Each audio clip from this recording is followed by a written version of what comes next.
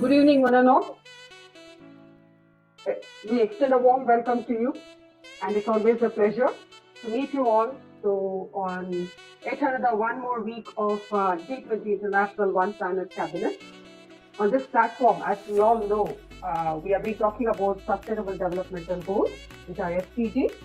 This program is so much dedicated for SDGs, which are otherwise called as Global Goals, and which are adopted by United Nations in 2015 as a universal call to the nation, call to action as well to end poverty, protection of planet, and to ensure that by 2030 all people will enjoy peace and prosperity.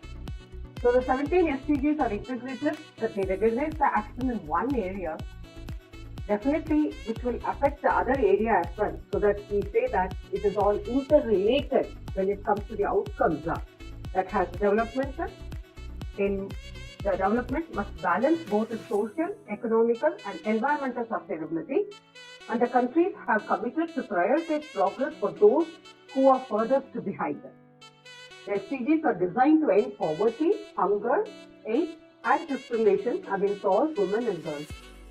So the creativity, how the technology and the financial resources from all the society is very much necessary to achieve the SDGs in every context. So, to sum it up, these SDGs are definitely the collection of ambitious, interrelated targets that aim to tackle some of the world's most pressing challenges, including poverty, inequality, climatic change, and environmental degradation. These are designed to be universal, meaning that they apply to all countries and all people, regardless of their level of development. So what are we doing here on this platform? We are trying to create a planet, collaborating with people, contributing with partnerships, which will bring change towards prosperity. Thereby, our communities will move ahead in pathways. So on that note, with all the 5 P's of the vision, that is people, prosperity, peace, partnership, and the planet. Whereas it's another way, planet, people, prosperity, peace, and partnership, or the keeping as the 5 P's as the mission, the vision. We work with the mission of achieving these 5 pillars with the 17 SDG goals as our mission to achieve global peace and prosperity. So, from a developmental intervention to be sustainable, it needs to take into account that the social, economical, and ecological consequences it generates and lead to a conscious choice in terms of trade-off and spin-off it creates. For a developmental intervention to be sustainable, the decision makers who are involved need to consider to what extent it is developed and owned and carried forward in partnership, including with which the people who live will be the consequences of the intervention. So to achieve this, the Sustainable Developmental Goals are organized into 3 distinct categories that would reflect the principles of the triple bottom line framework. So this approach highlights the need for the businesses to consider the impact of the decisions that we are talking about and the actions equally on the 3 vital areas of people, planet and the profit, that is prosperity. As a result, we have categorically renamed the emphasis our focus with people, which encompasses the social well-being and the equity, the planet, which addresses the environmental sustainability and conservation, the prosperity, which pertains to economic growth and the opportunity. So this alignment underscores the importance of creating a balanced and sustainable future for all. So on that note, we have been meeting week after week. So far, we have completed the planet topics and also the prosperity topic, and now we are talking about the people. So when it comes to the people, we started with culture, and this week, today, we are going to talk about health for all. In simple words, it is health for all, but we have named it as One Health Quadripartite. Now, what is the One Health Quadripartite? That's what is the thing. So the One Health Quadripartite is actually the 4 organizations, that is Food and Agriculture, World Health Organization, WHO, World Organization for Animal Health, WOH, and United Nations Environmental Program, that is UNEP. These 4 organizations or working together with one notion of one health approach that recognizes the interconnectedness of the human, animal, environment and health. So what it aims to is that to promote collaboration, to improve health outcomes, to reduce risks and support sustainable development. So this is the actual motto of this One Health Quadripartite. But what could be the benefits? What are the benefits we're going to reap on is that the holistic approach for that one health for one planet with improved collaboration, with enhanced health security, that's what they are working for a more sustainable and equitable future. Now, for achieving this, if we say that this is our vision, how do we achieve this? On 4 different categories, focusing on agriculture, food security, health becoming our wealth with all GVC patterns. So consolidating these health priorities and achieving convergence in the health cooperation. To consolidate that, the global GVC patterns, that is global value chains, in other words, understand GVCs, identify the opportunities with collaboration and coordination, with knowledge sharing practices and the capacity building, and also not compromising on the governance factor of policy coherence, regulatory frameworks, international cooperation where the policy holders, the policy makers come into work with an integrated action of multi-stakeholder partnership, whole of the government approach, evidence-based action and decision making. By all these things, we'll be able to achieve the well-being of the populations worldwide by improving health outcomes and global health security. On that note, we are joined by our global partners, the community partners, GSFN, Global Vision, Good Vision Seva Trust, the Institute of Green Engineers, Amity University, Dubai, Dr. MGR Education Institute, Dr. MGR Education Institute Part-Time, Sairam Group of Engineering, Sairam Group with Sairam Institute of Technology, Group of Institutions and Sairam Engineering College, JNN Group with JNN Engineering College, Eshwar Engineering College from Sairam Group,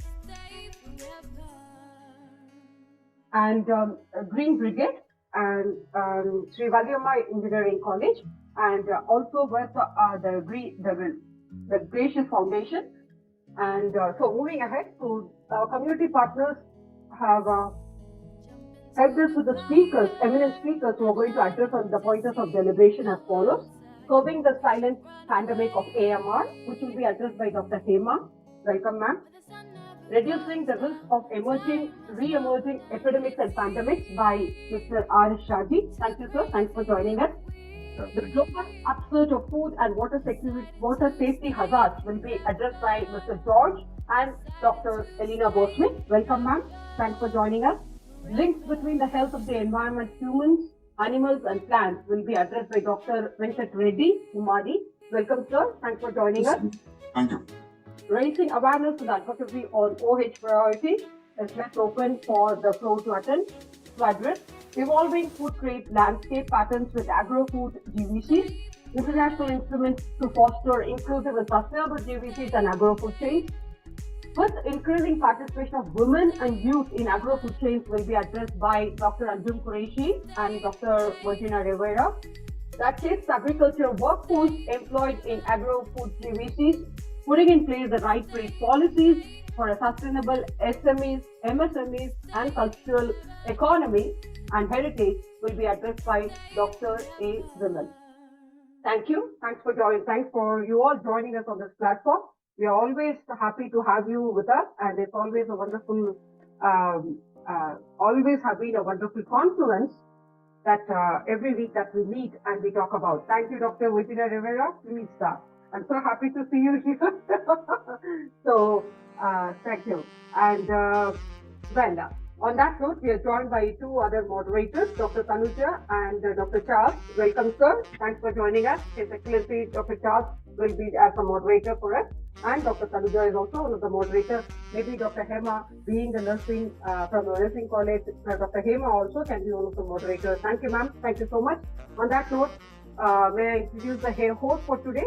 It is none other than Ms. Neha Bahat, whom we all quite familiar with. Ms. Neha, thank you so much and over to you. Thank you. Thank you and good evening to everyone. Good evening to all the speakers and Srividhya ma'am for yet another series of G20 International One Cabinet. So moving on with the first speaker of the session, I would like to invite Ms. Hema VH. She's serving the nursing educator sector over 30 years with experience in teaching, research and administration. She has published 60 papers in national and international journals, of which 13 are Scopus Index Journal. Recognized PhD guide, 3 PhD awarded, 8 PhD studies on progress, and 1 patent published on speech slammer detection system using spectral features and artificial neural networks. Her recognitions are, she has been awarded as the Best Nurse Educator Award for the year 2021 from Tamil Nadu Nurses and Midwives Council, Chennai. She has also received the appreciation certificate from District Collector Tiruvallur for vaccination post-COVID support during Republic Day celebrations 2022, and Best Women Nursing Principal by Jenison Education Impressions, Roorkee 2022. And today her point of deliberation will be curbing the silent pandemic of AMR. And over to you, ma'am.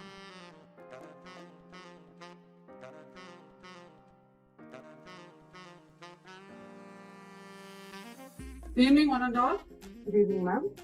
I take this opportunity to thank G20 International Conference One Planet Cabinet for giving me this opportunity, and I thank the comparing person for introducing me. Thank you very much. So I bring greetings from Dr. MGR Educational Research Institute, and I the principal of Faculty of Nursing, heading the Faculty of Nursing, and I would be sharing my thoughts on curbing the silent pandemic of antimicrobial resistance. Are my slides visible? Yes, ma'am. You are able to view them. You can go ahead. So we all know that One Health Joint Plan of Action, we have 6 action tracks, and curbing the silent pandemic of antimicrobial resistance is the 5th action track, which I will be discussing. So we all very well know that antimicrobials are given for animals and birds which we consume, and for human being when we suffer from illness. And because of this, the microbes can become drug resistant, and it can spread to the environment, and through food like non-vegetarian food which we consume, that can spread, take the microorganisms, and it can be transferred to the people. So that the chain goes like that, and it leads to the antimicrobial resistance along the food chain. So we all very well know bacteria's role in the ecosystem. The bacteria are the second largest biomass on Earth, and after plants. In addition to, we live in an environment densely populated with microorganisms. They are present in almost all niches of the planet, including in extreme conditions like acid springs and on active waste, radioactive waste also. And this is the ecosystem where the environment plays a role, and we have the human health and the bacteria. We have the waste recycling process and the organic debris degradation which is happening in the ecosystem. And in the human health, we have commensals and metabolite production which enhances this antimicrobial resistance. So this is a pictorial representation of the history of the antibiotic discovery and how it moved on from 1900 to 2016. This is the roadmap. We have the penicillin discovered in 1930, and we have the golden age between 1950 to 1960, and we have the resistance, the vancomycin resistant Staphylococcus aureus detected, and vancomycin resistant Staphylococcus aureus coming up. So these are the things which is happening, which has caused the antimicrobial resistance too. And how does this antimicrobial resistance, what is the global threats and solutions? So we have the antimicrobial resistance, we have what are the consequences of this? We have increased mortality, the economic costs and risks to medical procedures, and the drivers are the misuse of antimicrobials and overuse of antimicrobials, and the solutions will be preventing infections, ensure access to treatment, and strategic information and innovation. So these are the global threats and the solutions. In addition to death and disability, the antimicrobial resistance has significant economic costs. The World Bank estimates that antimicrobial resistance could result in $1 trillion additional healthcare costs by 2050 and $1 trillion to $3.4 trillion gross domestic product losses per year by 2030. So isn't it alarming? So I think this is taken up as Action 5, track Action 5 and strategies are going on. And the rising tide of the antimicrobial resistance, in 2015, 73% of antibiotics sold used in livestock, predicted 10 million deaths yearly by 2050 due to antimicrobial resistance, and 1.27 million deaths worldwide related to antimicrobial resistance, and multi-drug resistant tuberculosis case is coming up in 2020, and 2022 antimicrobial resistance becomes a concern. And that is why in 2022 this quadripartite was formed, the 4 organizations coming together to take actions to combat the pandemic of antimicrobial resistance. And Asia hosts 56% of pigs and 54% of chicken of the world, and not surprisingly, Asia is at the forefront of antimicrobial resistance in animals. In China and India, the antibiotics use is increasing in livestock than in human. Increase in antimicrobial resistance at an alarming rate has been predicted to create serious illness health risks worldwide. An estimate in 2019 recorded 1.27 million deaths worldwide related to antimicrobial resistance, compared with 8.64 million of HIV/AIDS and 6.43 million of malaria. So what are the causes of antimicrobial resistance? The antibiotic use in livestock, high demand for protein, infection control procedures, global health concerns, predicted deaths, comparisons with other diseases, irrational prescriptions, indiscriminate use, clinical practices, increasing antibiotic use, high livestock population, and regional trends. These things leads to antimicrobial resistance. So what are the global efforts in combating antimicrobial resistance? So in 2002 to 2004, South Africa used 1,500 tons of antibiotics in livestock. 1994 to 2014, 38% decrease in antibiotic use in European Union. 2021, European Union livestock antibiotic use reduced by 18.3% from 2018. There was a ban in 2006 on indiscriminate use of antibiotics in European Union, and 2012 to 2021, Denmark's community and hospital antibiotic use decreased.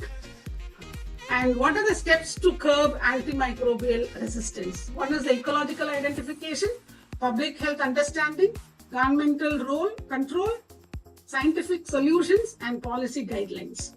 So, identification of ecological niches and routes of transmission of antimicrobial resistance in food chain, understanding the public health implications of antimicrobial resistance in human population and communities, especially when niches are intermingled, and public health understanding the 5 strategic objectives of WHO Global Action Plan: heighten awareness and understanding of antibiotic use and antibiotic resistance, strengthen knowledge via surveillance and research, reduce infectious diseases, optimize rational antibiotic use, mobilize resources for research, and develop framework to set out integrated prevention and containment measures of antimicrobial resistance in the food chain.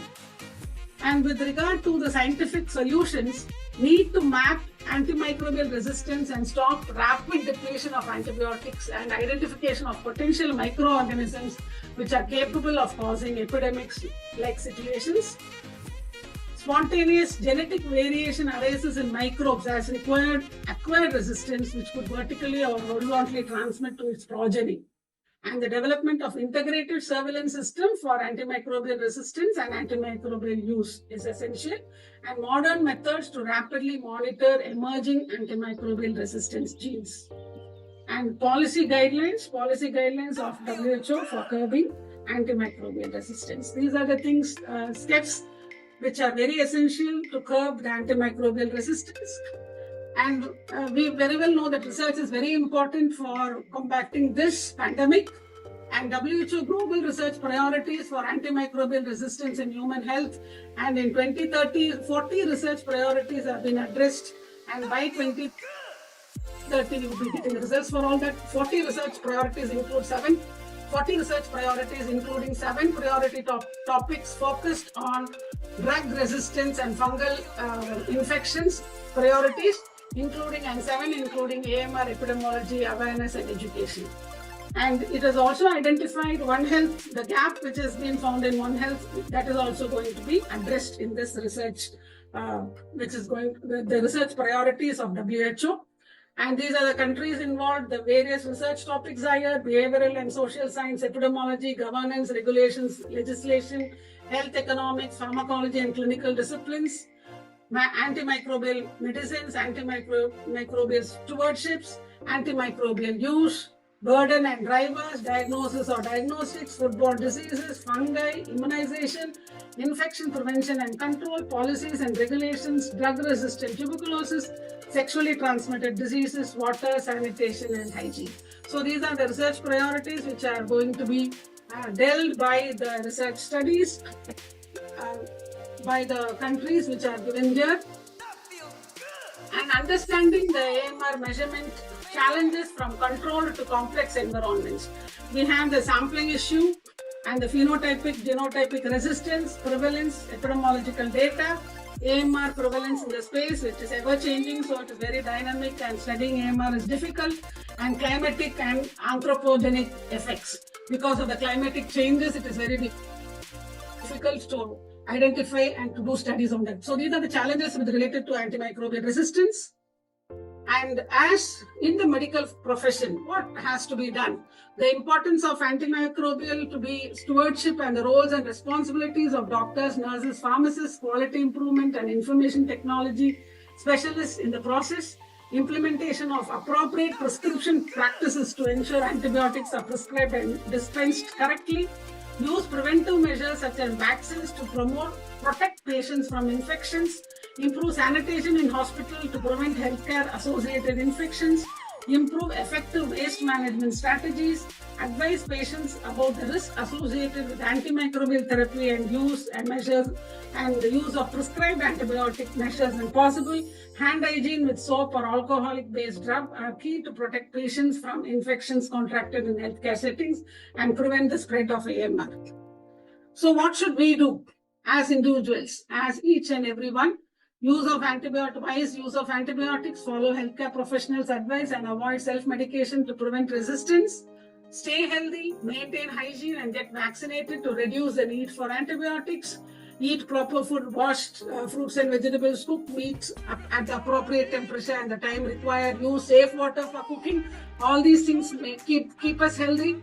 And raise awareness, educate others about the antibiotic resistance to promote responsible use. So by these simple measures, to some extent, we will be able to curb the pandemic of antimicrobial resistance.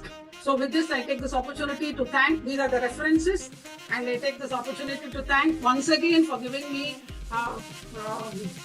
opportunity to share my thoughts. Thank you very much. Thank you, Dr. Hema. That was a quite comprehensive presentation indeed. I think you have covered everything in detail. In the sense, it was more like a science class or a medical class for us, really. It was a wonderful presentation. Well, to sum it up exactly with ma'am's presentation, I've tried my level best to put the thoughts here.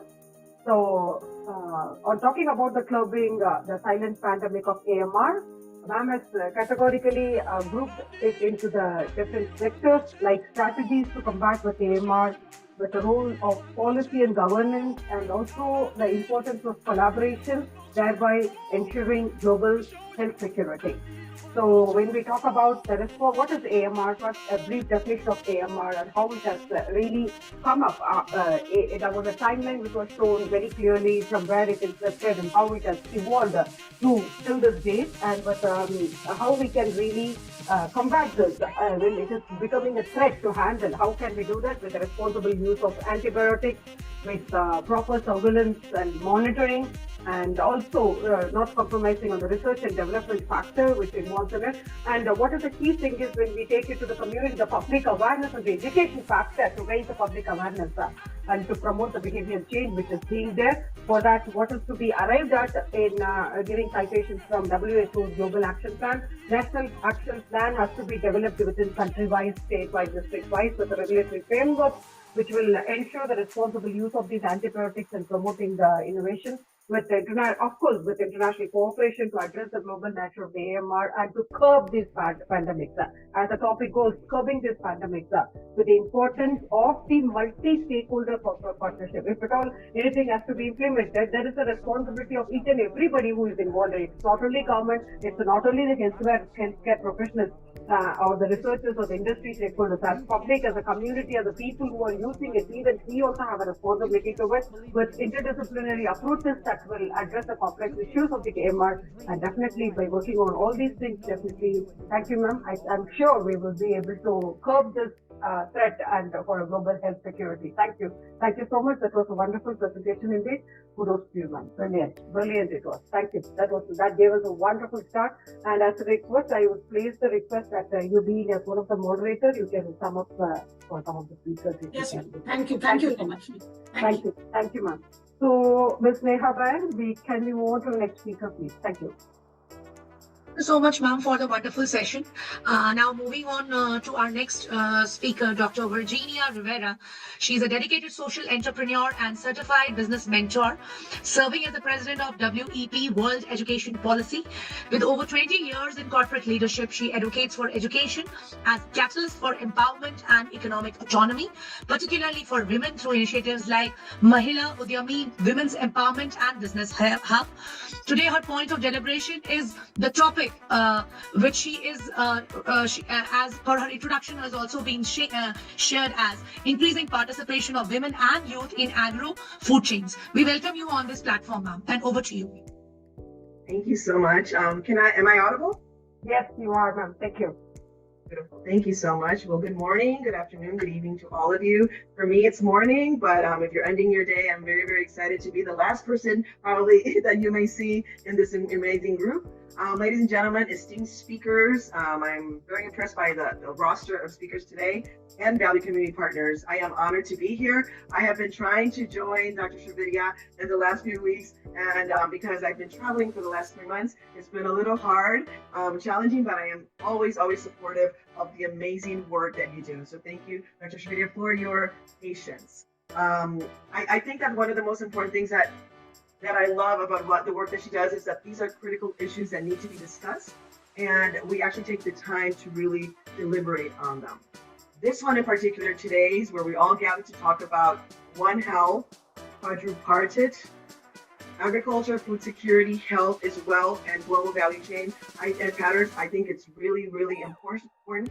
And I am just going to contribute a little bit to what I do every day, is how do we increase productivity, participation of women, and obviously of youth, because women and children and youth are very related, in the agro-food chains.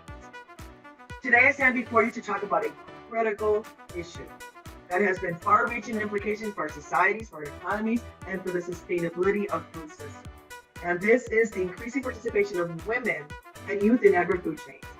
66% of the labor that goes into agriculture sites anywhere around the world are women. Nonetheless, they are still underrepresented and underserved when it comes to speaking about better conditions, allowing them to have the flexibility to take care of all their issues and, more than anything, all their responsibilities. Again and again, we see them working, but we don't see them thriving. And I think it's very, very important to ensure food security that women are. As we navigate the complexities of a rapidly changing global landscape, and in this case, a rural landscape, it is imperative that we empower these two demographics, women and youth, unleashing their full potential in ways that will drive innovation, economic growth, and food security. I will talk to you today as the Chief Program Officer for Mahila Udyami. I will explain a little bit of what we do and how we contribute to this particular pointer. It is very important to me. I live in a sunny little island in Puerto Rico where 75% of it is mountainous, it's rural, and I see the women working here every day. When I visit India, and when I live in India, because I do that now, I am also in a small little village in Valliammai, and the majority of women are the ones who are bringing prosperity to agriculture. Nonetheless, they don't have a voice. So let's begin with some really striking statistics that highlight the current landscape of gender and youth participation in agriculture. According to the Food and Agriculture Organization, the FAO, women constitute approximately 63% of the agricultural labor force in developing countries. This is including those in the formal economy and the informal. If we talk about the formal economy, that would be 43%. But when we consider the informal economy, and this is when I say again and again, that women are not really given their rights, it's 20% more. Despite the significant contribution, they face numerous barriers, and I'll point them out to you, including limited access to resources, limited access to technology, and markets. That hinders their effectiveness and the overall productivity of the agri-food system.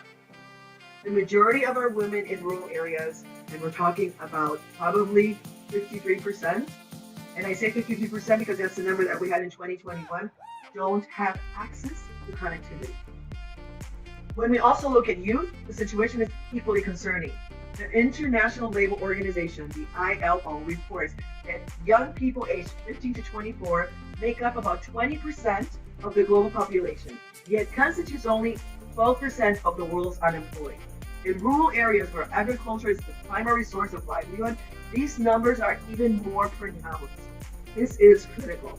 Engaging our youth not only addresses the unemployment crisis, but it also revitalizes the agricultural sector with fresh energies, fresh ideas, and innovative practices.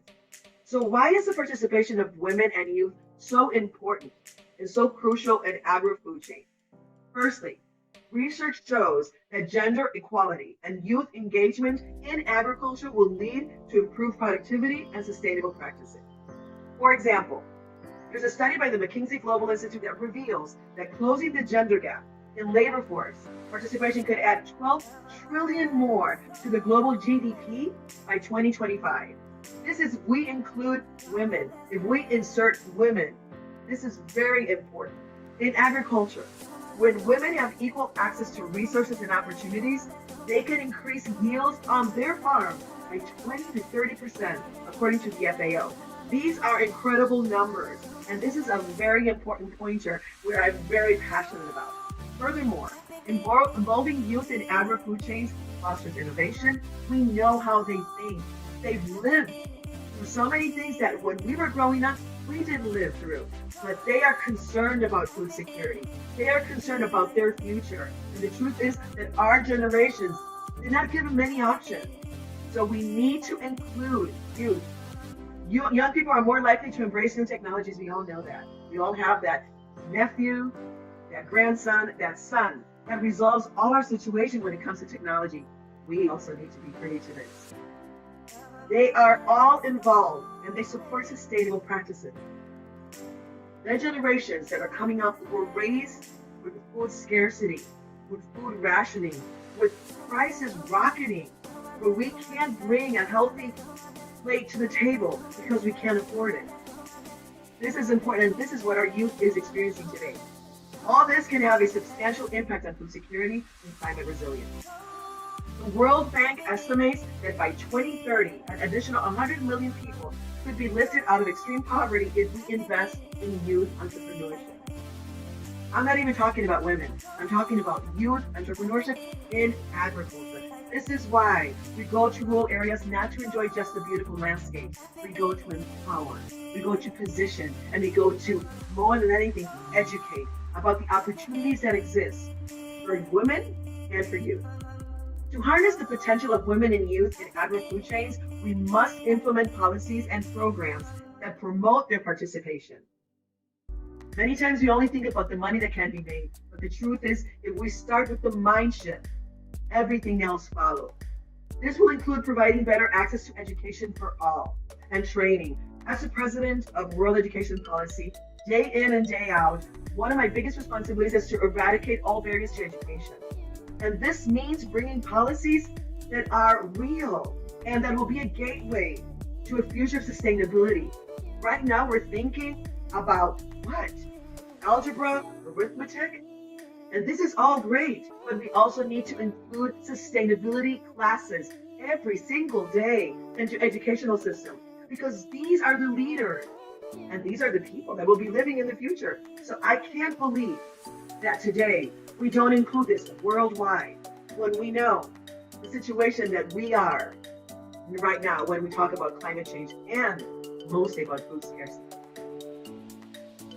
Additional to providing better education and training, we need to offer financial resources such as microloans and grants, and creating networks that will connect these women and youth with markets and with mentorship. These are incredible opportunities that are totally needed. For instance, let's talk about what we see in India. I particularly love what we're doing there, but it's not easy because a lot of the women there do not have access to a computer or to connectivity. This is a very important and very sad situation because we're talking about sustainability and we have more than 2.9 billion people that are not connected. What are we talking about? See, I love Dr. Srividhya's programs because they're urgent. When we do this, we talk about real numbers, we talk about real problems. And I want to be part of that solution. I think we are. I'm going to present to you what we do in Mahila Valliammai very fast. But I want to also share with you right now some initiatives that are happening around the world. Number one, women's cooperatives and youth-led agricultural enterprises have proven to be very effective models. Countries like Kenya and Nigeria have seen success with programs that support women, smallholder farmers. This is great because they get grants that they don't have to repay. They can use those funds to grow, to really be, and more than anything, provide food security for their villages. When we do this, we show that when we invest in these demographics in particular, the benefits cascade throughout the entire communities. I'm not saying that studies show that when we invest in women, communities prosper, they flourish. So definitely, this is a call to action for all of us. I think that if I'm going to show you right now what we do very quickly in Mahila Valliammai, because I think that every single one of us, where we're at, from the place that you're standing with what the resources that you have and the networks that you know, you can make a difference. You can really support this. Let me see if I can share this quickly. Yes, okay, you should be it's loading. It's loading.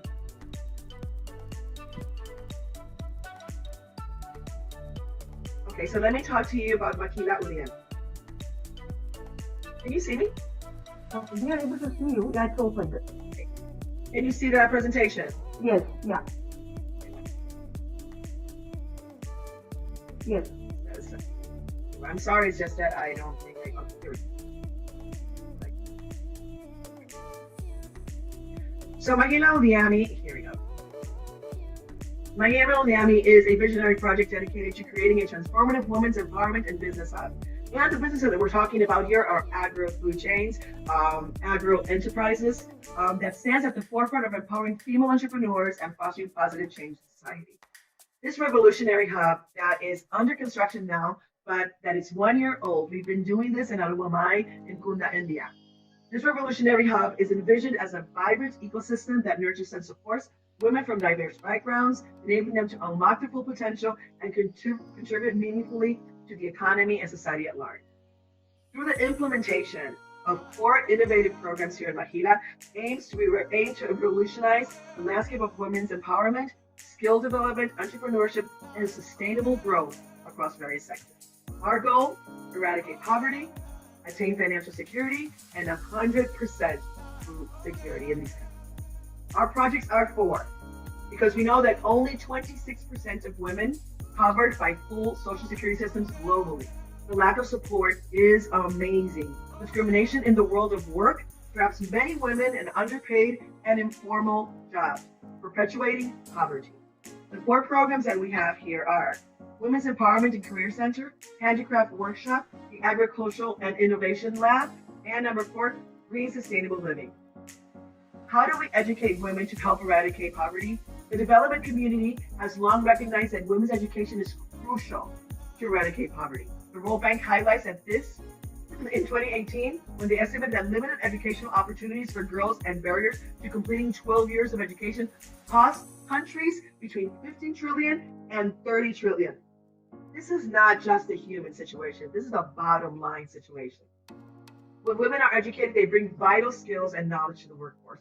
They bring urgency, they drive productivity, and they spark innovation. Benefits are only achievable if we give women and girls access to great education. And I'm not talking about a 4, a 6, or an 8-year degree. That would be wonderful. But I'm talking education pertaining to allowing them to live with dignity, freedom, and prosperity. By supporting the initiative that aim to empower women across the developing world, we give them the tools they need to succeed. Mahina Udiami is one of those. Our number one project with the program is the Women's Empowerment and Career Center. And I'm going to go very quickly over this. Improving the skills needed to create SMEs that directly will create employment opportunities in rural areas such as rice and wheat mills in order to provide food security for the villages in a safe and clean environment. And most importantly, in a formal environment. This center will nurture the space, will make it a safe haven so women can come if they're in a bad situation. The premise of the center is to drastically improve the quality of life by transforming villages into gender-sensitive, economically empowered communities, in part by serving as instruments of knowledge that can allow women to achieve cultural, educational, and financial independence. And one of the ways we do this is by having our tech and computer center. In order to build the capacity of our participants to carry out business projects, especially in the agriculture sector, the center is providing training under 5 programs: a socioeconomic development program, a technical skills program, an information and awareness program, a volunteerism program, and a technology program. And I have to say, not that it's the most important, but it's key to their survival. It's the technology program. Also, the public-private partnerships is key to ensuring that all these participants have access to what they need. We have DigiSkills. We have computer labs. They're women that have never had a device on their hand. This is the first thing that we'll be attacking. Number 2 is the handicraft product workshop. I won't go very fast through this, but this is one of the things we want to make sure that all those beautiful artisanal products that are created from generation to generation are documented, that will sustain the time, that will be there, and that we can also find the most sustainable ways of continuing to doing this.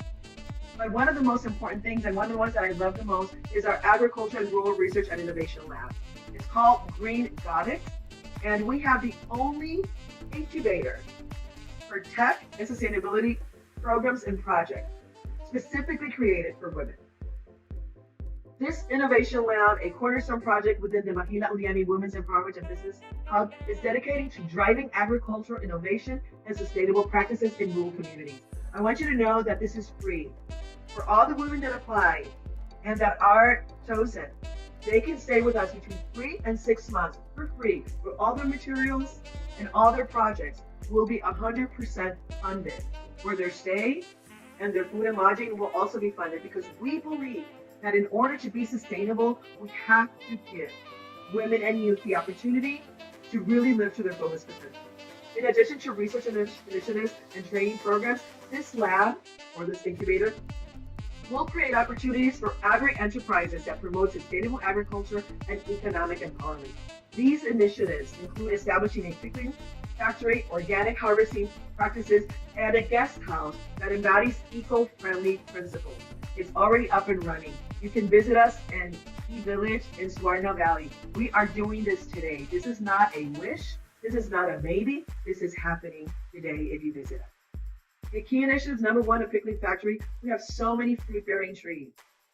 We need to conserve. They're really good for composting. They're really good for the soil. But one of the most important things is also making sure that we can get all that harvest and make sure that our women, once they learn how to create their own businesses, they can be prosperous.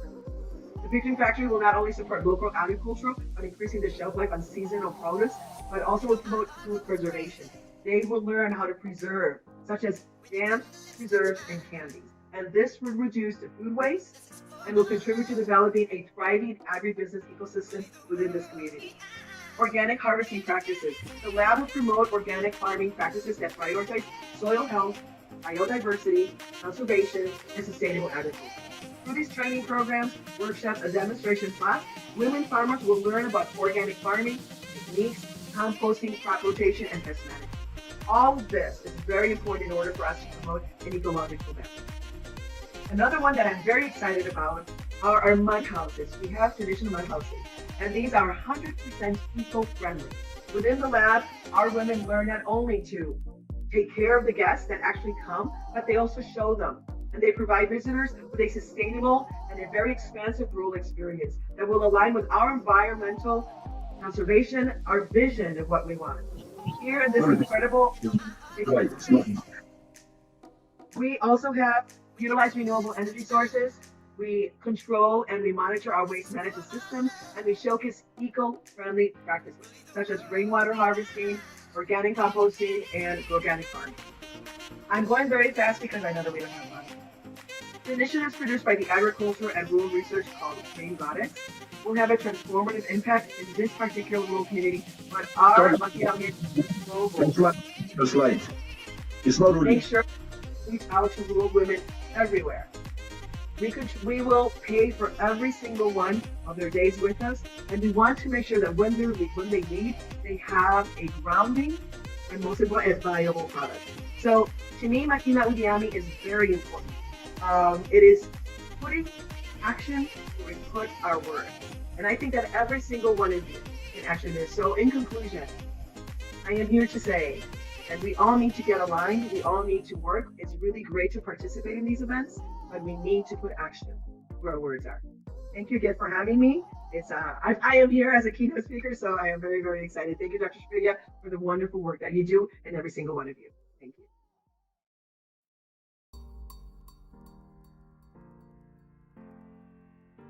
Your mic, Dr. Srividhya. We can't hear you. Your mic. We can hear you, Dr. Srividhya. Yes, There we go. yeah, sure. So when we missed you from the keynote, I was really worried, and I thought, okay, something very important has been missed in today's session, but still we made it. Thank you so much, and really bringing into light about exactly what all things have to be taken into account when we talk about increasing participation key with citations from Mahila Udyami, and definitely these things are very key. It's not only for Mahila Udyami, overall, globally, with the universal outlook, as we say, what we can outline is that there should be an increased participation of women and youth in agro-food chain, and that can have numerous benefits. Taking few highlights from Mahila Udyami is that women and youth can really contribute to the increased food production, processing, and the distribution processes that will enhance the food security as well. And also, on the other hand, it will really, catalyze economic empowerment with their participation that can provide economic opportunities not only for women but also for youth as well. So, I think it's a very good takeaway for today. And not compromising on the other side of the innovation and entrepreneurship aspects that we're talking about, SME, MSME, everything, that will bring new ideas and perspectives for them, educating them, knowledge sharing, equipping them to combat in the modern world. It will be a drive kind of thing, which will drive the innovation and entrepreneurship in all these agro-food sectors. Thank you so much. And at the end of the day, with all this improved food security, food production, economic empowerment, with innovation and entrepreneurship, where we are heading to, on the whole, it will sum up the rural development. Their increased participation will definitely contribute to the rural development of the poverty reduction challenges and opportunities, contributing to the UN parameters as well. Thank you. And if at all we're talking about, if these are the benefits that we're talking about, what could be the actual threats that we need to really focus and work on is that they should be given access to all the resources, equip them, empower them, educate them, work with them on the ground level, such that in terms of production or knowledge sharing, teaching them, training them, and also becoming them. Say, for example, as I will definitely, moving away from this summary, I would definitely accept with Dr. Virginia when we talk about women empowerment. There are still women in the rural areas who don't know even to write the name, and they are not able to even write. If you're talking about Google Pay and all these things, they will be having high-tech mobile, but who is going to use them? So we need to educate these people on the ground level to make things happen. So thereby contributing to the capacity building, providing training and capacity building programs that will really help this agro-food chain market, which is going to really, which has a major share in the global GDP, definitely with the market access, linking women to the women and the youth. And also, so if these things have to happen, who has to be the guide? Who will be the driving force? Definitely the policymakers and the regulators should work on creating an actual enabling environment for the women and the youth to participate in these things. Definitely. So I think you have summed it up so well, and definitely with all these contributions, what we are heading to with under the big heading of One Health part of the diet, we will be able to achieve these things. I think so, definitely.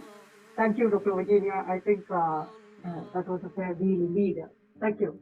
So anybody else who would like to contribute, I'm sure Neha will have it.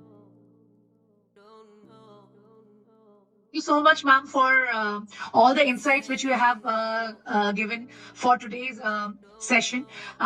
See, I believe that whatever the topics, what we have covered till now in G20, everything is interrelated. Means in one part or other part, everything is so minutely interrelated with each other that we cannot now, with having that thing of achieving sustainability development goals, we cannot leave that one single part as well. So everything is so much interrelated that everything has to be taken care of in a well-balanced way. It is not like that we will be achieving one thing and then we will be taking care of the other thing in a very slightest mood. So if we talk about today's topic in terms of health perspective or the topic of deliberation, what it is, I think all the topics, and in terms of the rural development, the rural health of women or youth, you beautifully portrayed it in terms of youth. So youth includes the women workforce, the male workforce as well. It's not like that, okay, we have to only concentrate only about the women. So all inclusively has to be taken together for achieving all these goals. Thank you so much, ma'am. Thank you. Thank you, Dr. Virginia. That was a wonderful deliberation, and thanks for that keynote session as well. Sincere thanks that you were able to make it today with us. So on that note, may I request Seva to invite the next speaker, please. So moving ahead with our next point of deliberation, I would like to invite Dr. R.S. Shaji.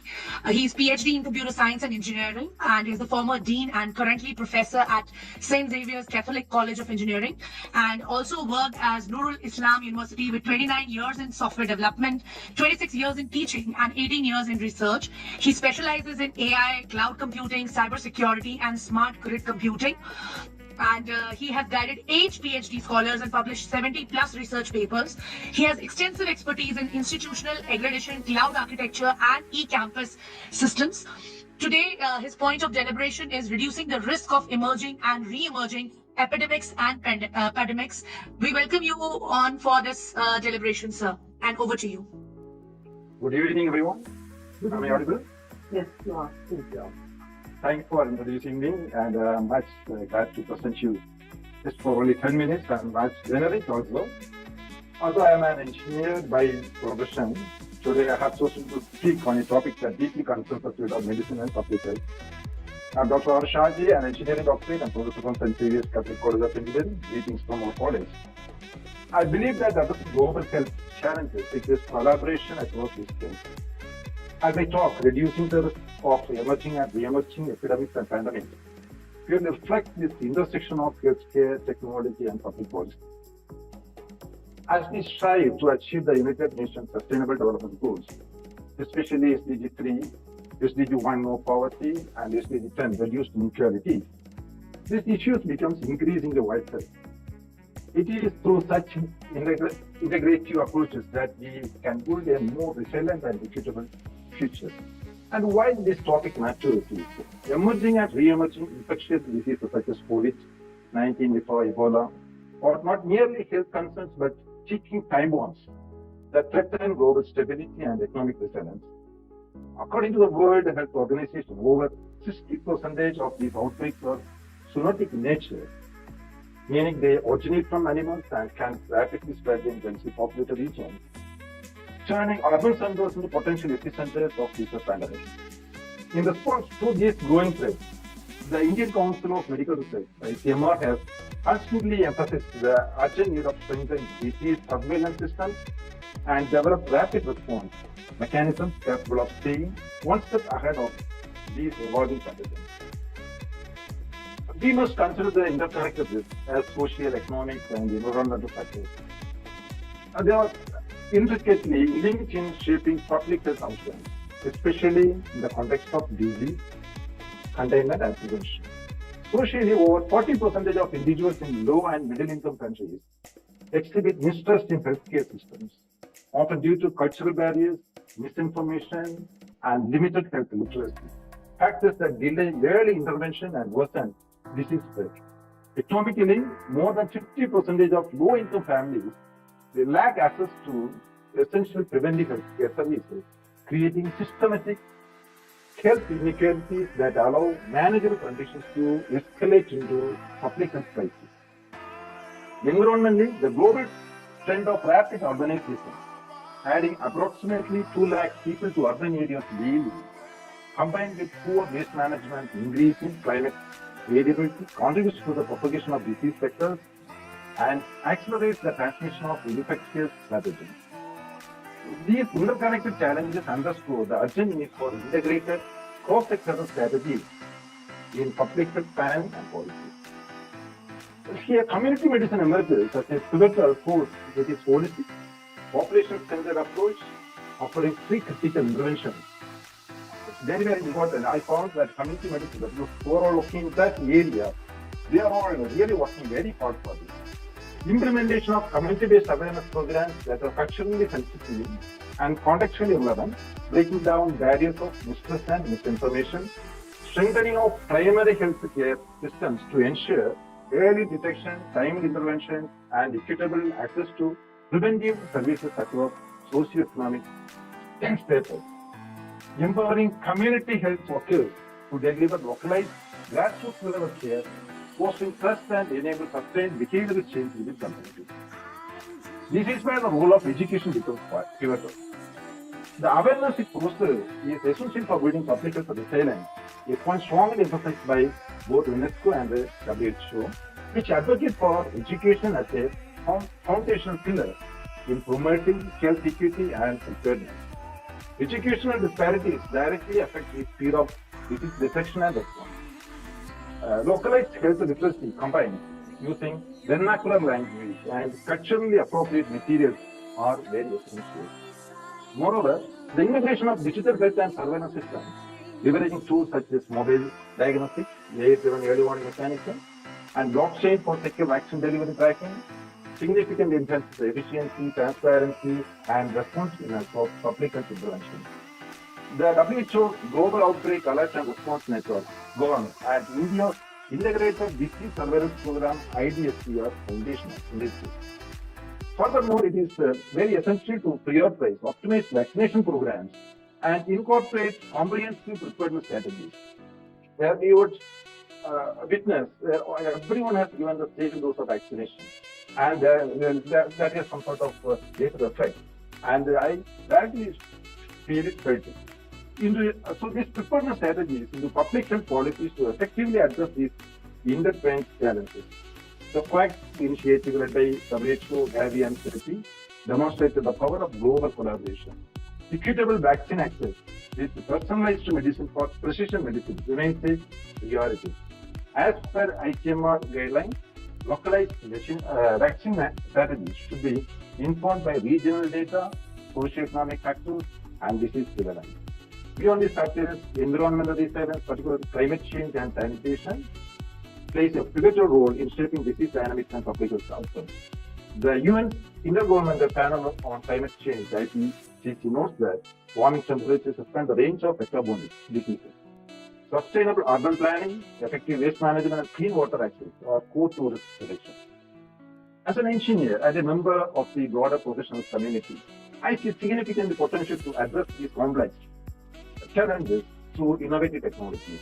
Leveraging smart infrastructure can enhance real-time monitoring of environmental and social factors, while sensor-based disease surveillance enables early detection and rapid response to outbreaks. Drone-based delivery systems can overcome access barriers by transporting critical medical supplies to underserved or remote areas efficiently. Additionally, AI-driven predictive modeling can analyze vast data sets to forecast disease patterns and optimize resource allocation, ultimately strengthening healthcare resilience and equity. These technologies, when aligned with community medicine strategies, can transform healthcare delivery. Global and local collaborations play a critical role in strengthening health security. The WHO's international health regulations and the UN's global health security agenda actively promotes multi-sectoral partnerships to enhance preparedness and response capabilities worldwide. At the national level, initiatives such as Ayushman Bharat and PM Abhi are strategically designed to build resilient healthcare infrastructure, improve accessibility, and ensure equitable health outcomes.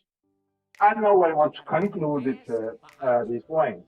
Mitigating the risk of epidemics and pandemics includes a multifaceted approach. Robust community-based interventions to empower local action, seamless integration of advanced technologies within healthcare systems to enhance detection and response, comprehensive financial schemes to safeguard vulnerable populations, strategic environmental planning to reduce disease transmission, and strong international cooperation to coordinate global efforts. By uniting engineering innovations, medical science, and active community participation, we can collectively build a resilient and healthier future for all. Thank you, and thanks for the opportunity. Thank you, ma'am. So much, sir, for presenting the point of deliberation very precisely. I will invite and request Dr. Hema ma'am to share a summary of the point of deliberation which is being shared by Mr. Shaji.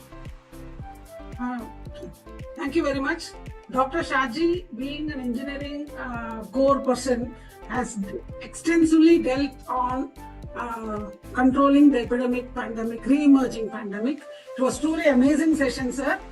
And as told about the medical council actions and the Ayushman Bharat digital initiative which is going on, the infrastructure, what is the creation of infrastructure so that all rural community people have access. All these points sir has touched, and sir has also told about the robust communication techniques, what is essential, seamless integration of medicals and the blockchain interventions and the comprehension and how to take vaccination and the blockchain, what is required for vaccination and things like that.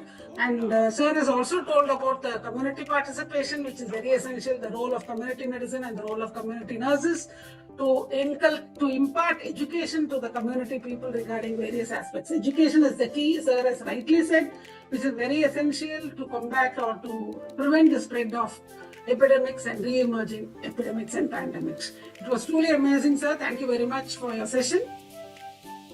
Thank you, Seva. That was a brilliant summary indeed. Really, even Shaji sir, you have covered almost all the points which are actually, when we're talking about the threats, actually Dr. Seva was very clearly mentioning about AMR and pandemics and everything. And how it is going to affect and what are things to be done. Your presentation gave that very clear, strategically, very guidelines, through and through, as I would say, it was a Silk Route kind of thing, which really talks about strengthening global health security as such by improving surveillance and the direction point of it, and thereby enhancing the global surveillance and capacities to identify the emerging threats easily. I think if it would have been there, COVID would not have been there, definitely. And strengthening the health systems with strong forces that can detect, respond, and manage the health emergencies, and thereby promoting international cooperation, fostering international cooperation, collaboration to share the information. As ma'am said, educating people, coordinating responses and supporting each other, thereby enhancing the preparedness and the responses. So when we do that, when we give them recommendations, immediately we have to step into the field of restoration by giving them the remedials. How to restore? Restore method means you will have to give them the ways how to suggest remedials and how to get into the action plan by developing the national action plan, by implementing the national action plan to prepare and respond for the public health and emergencies, by conducting regular exercises and drills. That is something that to be noted down. definitely with the emerging trends of obesity and all these things. So if we really act on these things, these kind of emerging diseases can be really controlled, even in terms of not only for humans but also for animals. And also with the risk of pandemic and zoonotic diseases, which are the real threats. And also, by end of the day, it's all coming to the hands of policymakers and the people who are in the government and authorities to implement all these suggestions. And definitely, we'll have to really look into how to go about it.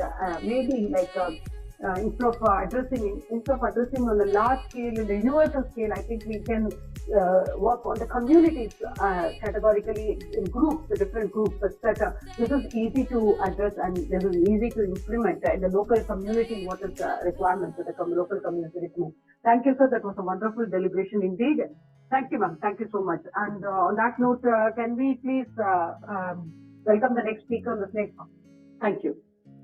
Thank you so much, everyone, for the point of deliberation. Thank you, Shaji sir and Dr. Hema ma'am for the summary. Next, I would like to invite Dr. Jarina Boswick. She is the advisor to the President of Belgrade, Metropolitan University, Belgrade, Republic of Serbia, and Director of IRASA Institute in Belgrade, Republic of Serbia. She has taught by invitation at various higher education institutions in the regions and the other countries in the world, and mentored 41 and members of commission of 60 doctoral dissertations, 110 masters and master theses, mentor of 780 graduate theses, over 10,000 created wheat hybrids according to the leaf rust pathogen of wheat. Her point of deliberation today is the global upsurge of food and water safety hazards. Over to you, ma'am, and welcome to the session. Thank you very much. Thank you very much. Good morning, good day, good evening. Respect Dr. Srividhya Sukumar, scientist, university professor, experts, students, ladies and gentlemen. I have a special thanks for the invitation, Dr. Srividhya Sukumar, to be guest speaker, and extend my warm regards to the organizer. The importance to the deliberate and the topic on health, qualified agriculture, food security, health is well to GVC pattern. Is very important conference. This topic that I will present today was financed from the project entitled Improving the Sustainability and Competitiveness in Organic Crops and Livestock Production by Applying New Technology and Input, fighting the from the Ministry of Science and Technology Development of Republic of Serbia. I am a project manager. Science for the benefits of use. How can we discuss genetics, which is the foundation of life for all living beings on planet Earth? When science has not yet proven the exact origin of life, is man playing with the life this is not now.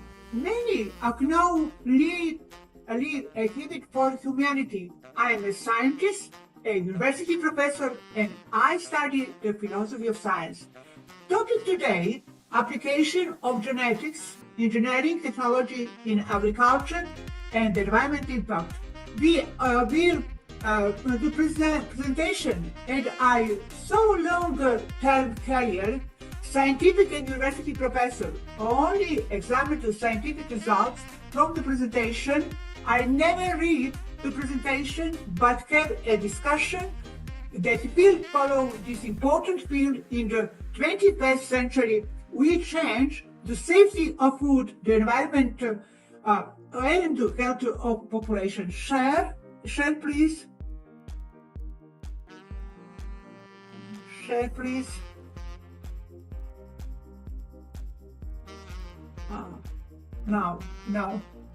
Now my presentation.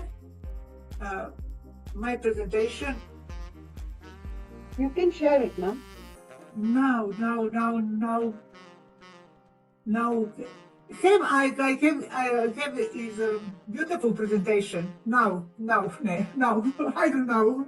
I have beautiful presentation. Genetic modified plants. Share.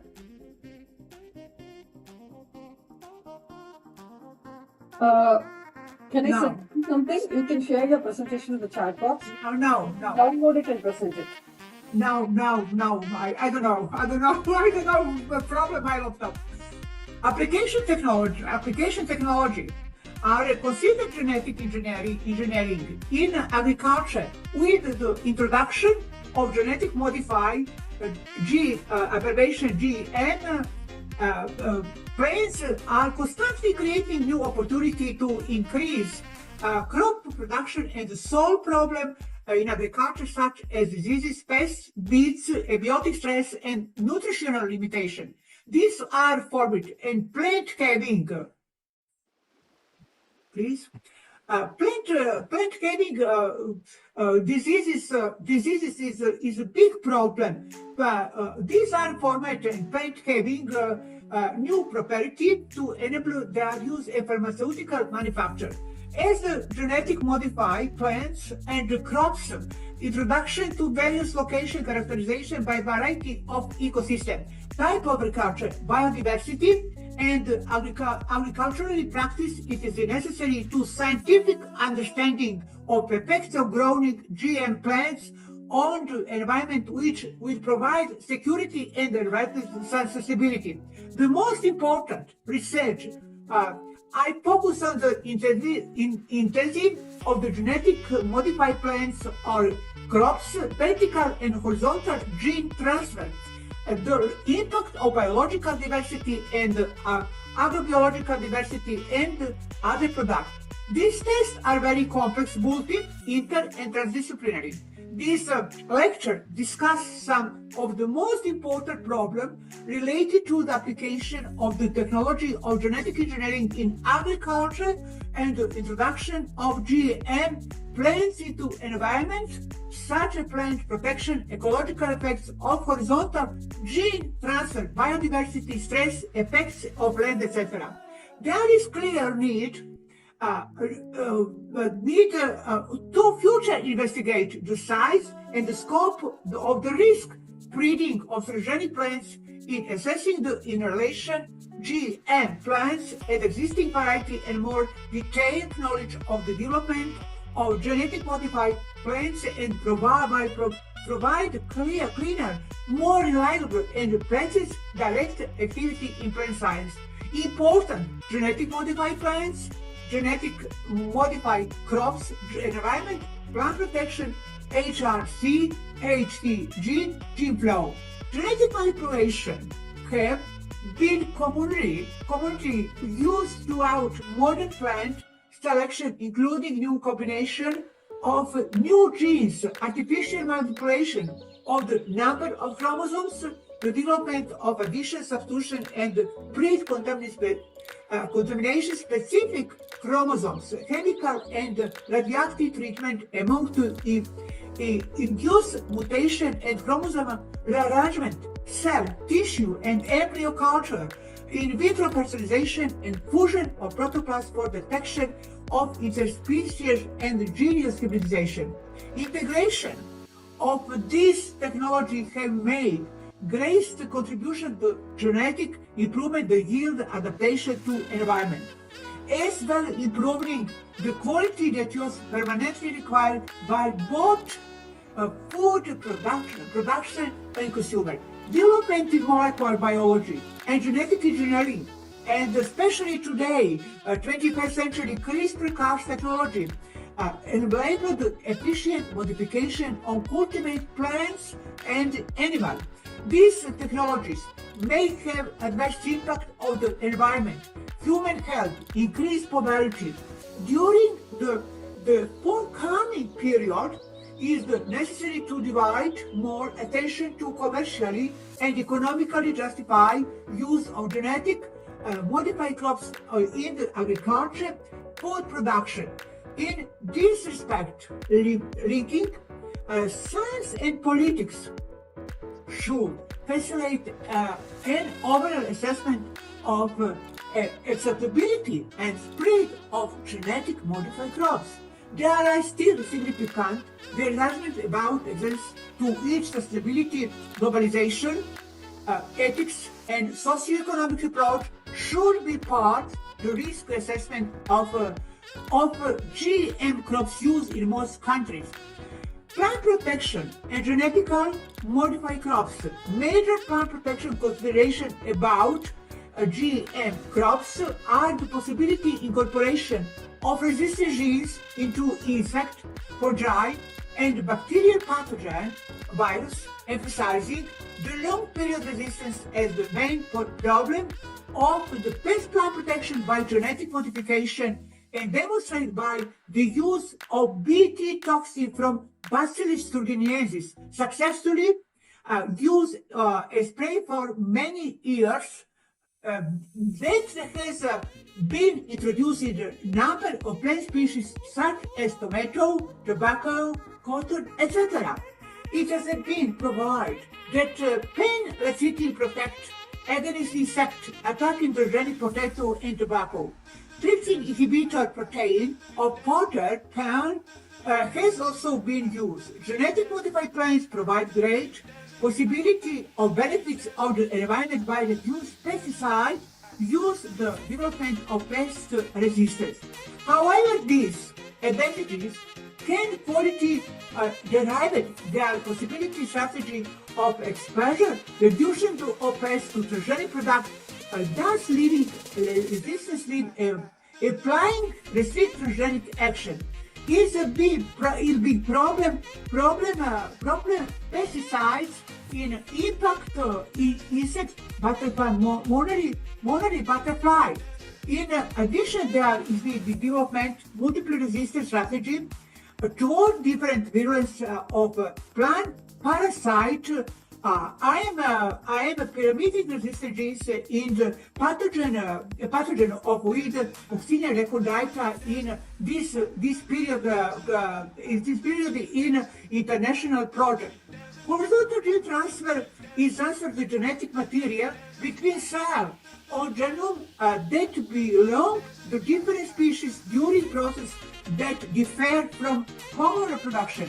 During basic production process, genes are transferred vertical from parents of their offspring. Bacteria are known to participate in gene exchange between different species in nature.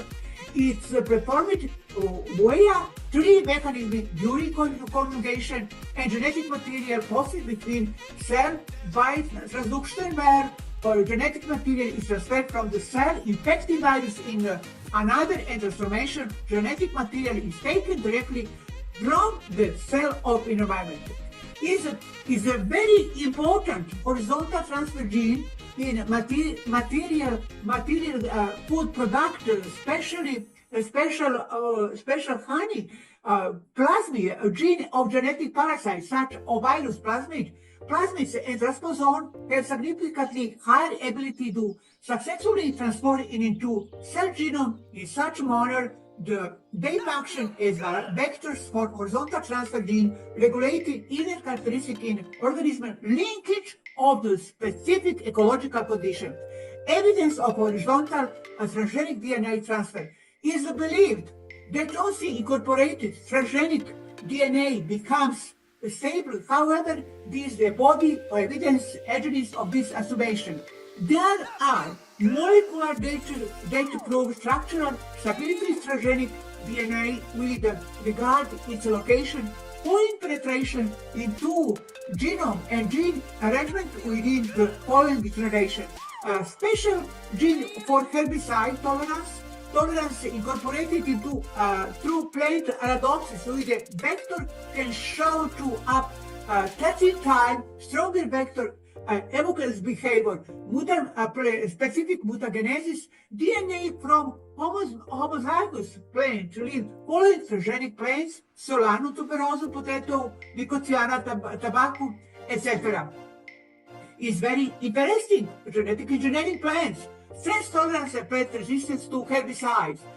Great efforts have been directed toward increase of crop tolerance toward herbicide and has been tested worldwide. Herbicide tolerance can be achieved through increased protective mechanism by reduction of herbicide and degradation of reducers susceptible I and my colleague, Professor Konstantinovich, herbicide tolerance, I widely use market nitrogenic plant selection in a project with international corporation Monsanto.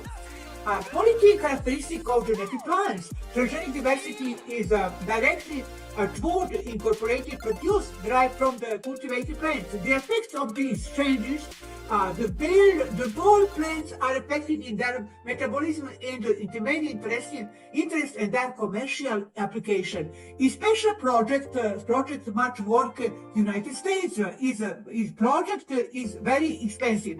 Non-cultivate population of transgenic plants, possibility transgenic and plants introduced will highly depend on adaptive capability or new environment. New environment is a future work of gene spreading in population can be necessary during assessment of the potential transgenic disparity. Such assessment become particularly improvement in analyzing and possibility of transgenic transfer from cultivate from a related species. Gene transfer from crops to weed global group. For weed have identified 3 crops that have sexually compatibility with relative for which is probably that will subject to gene transfer in the agriculture system. Breeding via pollination and production, factory hybrid variety coast to coast is risk environment and damage. Role of agriculture with ecology in accidental hybridization. With ecology and evolutionary biology are high importance in assessment of perspective of accidental flow resistant transgenic crops. Interesting transgenic integration and weed adaptation, evolutionary process. That polyhybridization built separately by many ecological weed property in ecosystem of cultivated place. Nature of this system is relevant only for strongly expressed factor with weed population regulation. Is very interesting genetic engineering, spiritual and dispersion and weed colonization, efficient special. Dispersion seed considered a primary feature of weed. Interesting influence of gene plants impact on biodiversity, characteristics transgenic monitoring, ecological monitoring of GM crops and complex ecosystem need commercialization. My conclusion, my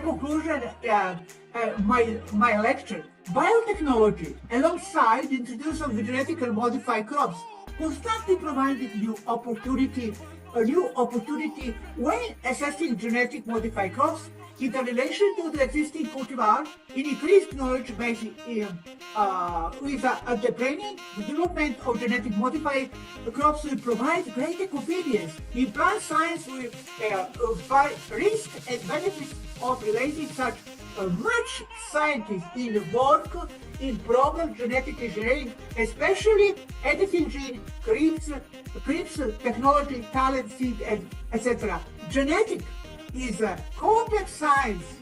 Complex science is very interesting, is very dangerous science. Dangerous science, no atomic physics. Thank you very much. I'm sorry, my presentation, I don't know, complete my conference laptop, my conference. I'm sorry. I have is a specialty presentation, genetic modified engineering, CRISPR technology, zinc technology, metabolic process, phototronic, and much genetics mission in our life. Thank you very much, dear Professor Srividhya. Thank you for the invitation. Thank you. You're welcome. Thank you so much. Concluding with that, the global upsurge of the food and water safety hazards when we talk about it. Thank you, ma'am. Thanks for really having thrown light on a significant risk to human health, economic stability, and environmental stability in terms of globalization and trade, which has created opportunities for contaminants that have spread across borders. with climatic change that has altered environmental conditions, increasing the risks and waterborne and foodborne illness. Many things that, as you mentioned about it, the genetic illness and the epidemic illness, etc. And thereby it is actually like on the other side, the rapid population growth and urbanization has also contributed to this pressure on food and water systems, increasing the risk for the contamination, as we are highlighting on exactly all kinds of biodiversity measures that we're talking about, and down the effort or whatever thing that we're talking about.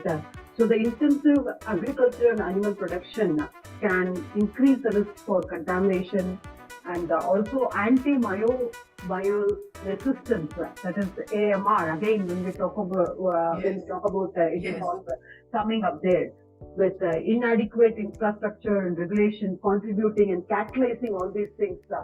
This has to be handled first with the one with the real threat is the inadequate infrastructure, with the regulatory norms and the enforcement that can compromise on the food water safety there. And thereby, in fact, end of the day, as you rightly sum it up, who is suffering? The human, the animal, the living beings who are there are suffering from many problems such as gastrointestinal symptoms, or even some of the life-threatening illnesses that are being seen on the increasing mode. Thereby, governments are left with the lack of funds to fund this or to provide the medical facilities. Thereby, another with the havoc which is contributing from the pharmacy sector as such, in terms of competence between the market trends. So they always have other kind of medicines with the replacement, and thereby we are not able to actually address this food and water hazard. Thereby it is just increasing day by day. So what is the need of the hour is the regulatory framework being strengthened with enforcement mechanisms that will ensure food and water safety. Yes. You see, we have to necessarily improve the infrastructure, including water treatment, sanitation systems, basic sanitation systems, which is not actually being there, which is coming up, which is on the evolution process now in many of the countries, to reduce the risk of contamination, and thereby we will be able to support sustainable agriculture, animal production practices to reduce the contamination and antimicrobial resistance, enhancing public awareness and education. Thereby the main thing is, as Dr. was mentioning in the first thing, to create awareness, to create public awareness, to educate people about food and water safety hazard and promote behavioral change. Because when we talk about, when we say that these are the rules that we need to follow, definitely there is a responsibility from the stakeholder side to abide by it, to go by it, not to violate it. So we need to educate people for that. Definitely, this will definitely give a helping hand there with constant research and development of the new technologies and new innovations, inventions which are coming up that will really help people and also the humans to make our planet a better, healthy planet and a safe planet to live in. Thank you, ma'am. Thank you so much. Thank you very much. You are very genetics. You are very genetics. Understanding genetics complex. Thank you very much. Thank you very much. Thank you very much. Genetics is our life. Our life. Thank you very much. Thank you. Excellent discussion. Genetics, protein, food, agriculture, climate change. Much problem. Dear professor. Thank you very much. Thank you very much. Thank you very much. Your big knowledge. A different science. Thank you very much. Thank you so much. May I request Ms. Neha to welcome the next speaker, please? Dr. Jina for for all the insights, and it is always a pleasure to hear from you every time. Next, we would like to invite Dr. Venkat Reddy. He's MD Naturopathy Ayurvedic Medical Research Scientist. He's also an international yoga trainer. He's currently the MD, CEO and founder of Dr. VJP Pharma Private Limited, Hyderabad. He has invented 33 Ayurvedic formulations for all kinds of chronic health issues, be it cancer, paralysis, infertility, indigestion, diabetes, medicine, etc.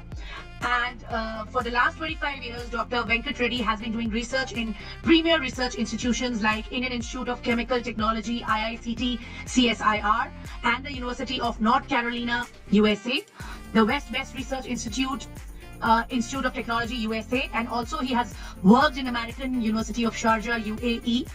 Dr. Reddy has 33 granted patents from USA, Japan, European and Indian worldwide, and he has also published a book in nanotechnology applications in various fields with German publishers. Today his point of deliberation is links between the health of the environment, human, animals and planets. We welcome you, sir, for the point of deliberation, and over to you. Thank you, madam. Thank you, Neha ji. And Srividhya ji. Actually, my job is very easy here. Last 4 speakers have discussed many things related to my topic, really. This is what I'm going to discuss. They have already mentioned many, all they have covered. Srividhya ji, last talk, Srividhya ji covered almost many things. And really, thank you, Srividhya ji, and Neha and all eminent speakers. And it's a great opportunity to discuss. It's a great opportunity to discuss about links between the health of the environment and human, animals and plants. This is the one, the health of the human, animals and plants and the environment are deeply interconnected with the one health. This is the challenges we face here. Many things involved in this, the deforestation, for example, zoonotic diseases called like Ebola, and very recently we have exposure to pandemic like Corona. World have faced many problems using this deforestation and the connectivity with the human and the plants and the environment, and these are the very interconnected. Why means these are, for example, if zoonotic diseases means these are animals, human exposure to the diseases with the human. This is called zoonotic. Like we have many things involved in this, like One Health approaches. One Health approaches is like interconnected with the health, emphasizes to the health, human, plants and the environment is interconnected. And the other thing is that integrated approach. Integrated approach means we have all the systems have in one platform. Like we have to protect the environment, then only animals and the plants and the human will be good in environment. If deforestation takes place means humans will disturb. For example, deforestation takes place means that oxygen levels will decreasing, climate changes will increases. Climate changes means global warming. All these are the issues that we are facing now. All these 4 systems are interconnected. Why these are 4 systems? One system disturbed means other will also affected with the very affected. Why like that? We have the, for example, if you expose to the genetic diseases means many diseases contaminated with these animals to the human being, like it is Ebola, like a rabies kind of things. Okay, this is the excess use of the antimicrobial resistance. It's like a misuse of the antibiotics. So both animals and the humans are more affected with this. This the excess use of the antibiotics and the environmental connection. If you, for example, if pollution increases, if plants are deforesting and the urbanization, plants are cutting, and these are the effect of the less oxygen. If plants are giving more oxygen to the humans and the animals. If deforestation takes place means the environment will get disturbed and you are suffocating with this oxygens and other things also. Global warming also increases and global warming. Like this climate changes. If you take this deforestation and the climate changes means like a climate will change and increasing of the temperature. In nowadays you are observing that same deforestation takes place. The global warming leads to that. Other things are if it is a system, if you have a good system in the food safety, again animals and the animals and the humans are good. If you have the food chain is not good, if the lifestyle is also not good, it's exposed to the many diseases. Like that we are interconnected with the environment, with the human life. This is that. Actually, like this, we have the pollution.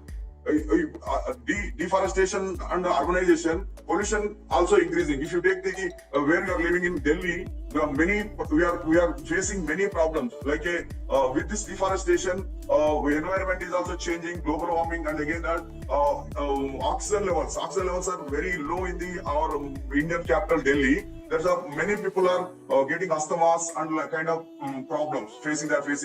Like that, the protecting environment is very important.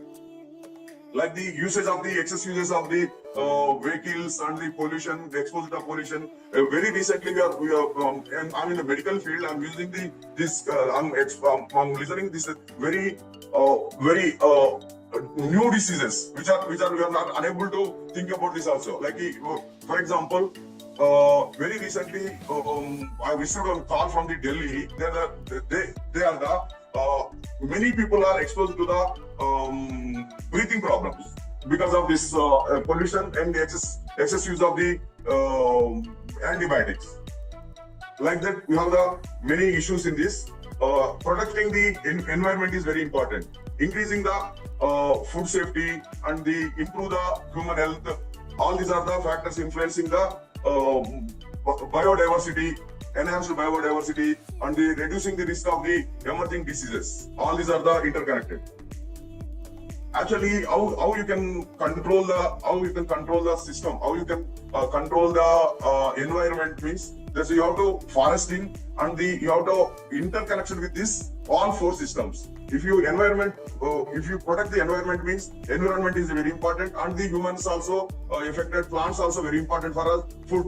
Plants are giving good food to the humans. If your deforestation means very food chain is disturbed. Food chain disturbed means it's like a gene modified food and other antibiotics used. Non-vegetarians, you are getting many diseases they are exposing to their immune system their immune levels are decreasing compared to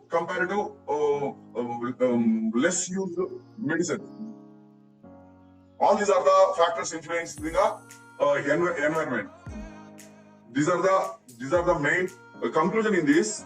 You have to health is very important. Human health and environment, plants and environmental health are very important to protect the one health system means all these are the interconnected with this.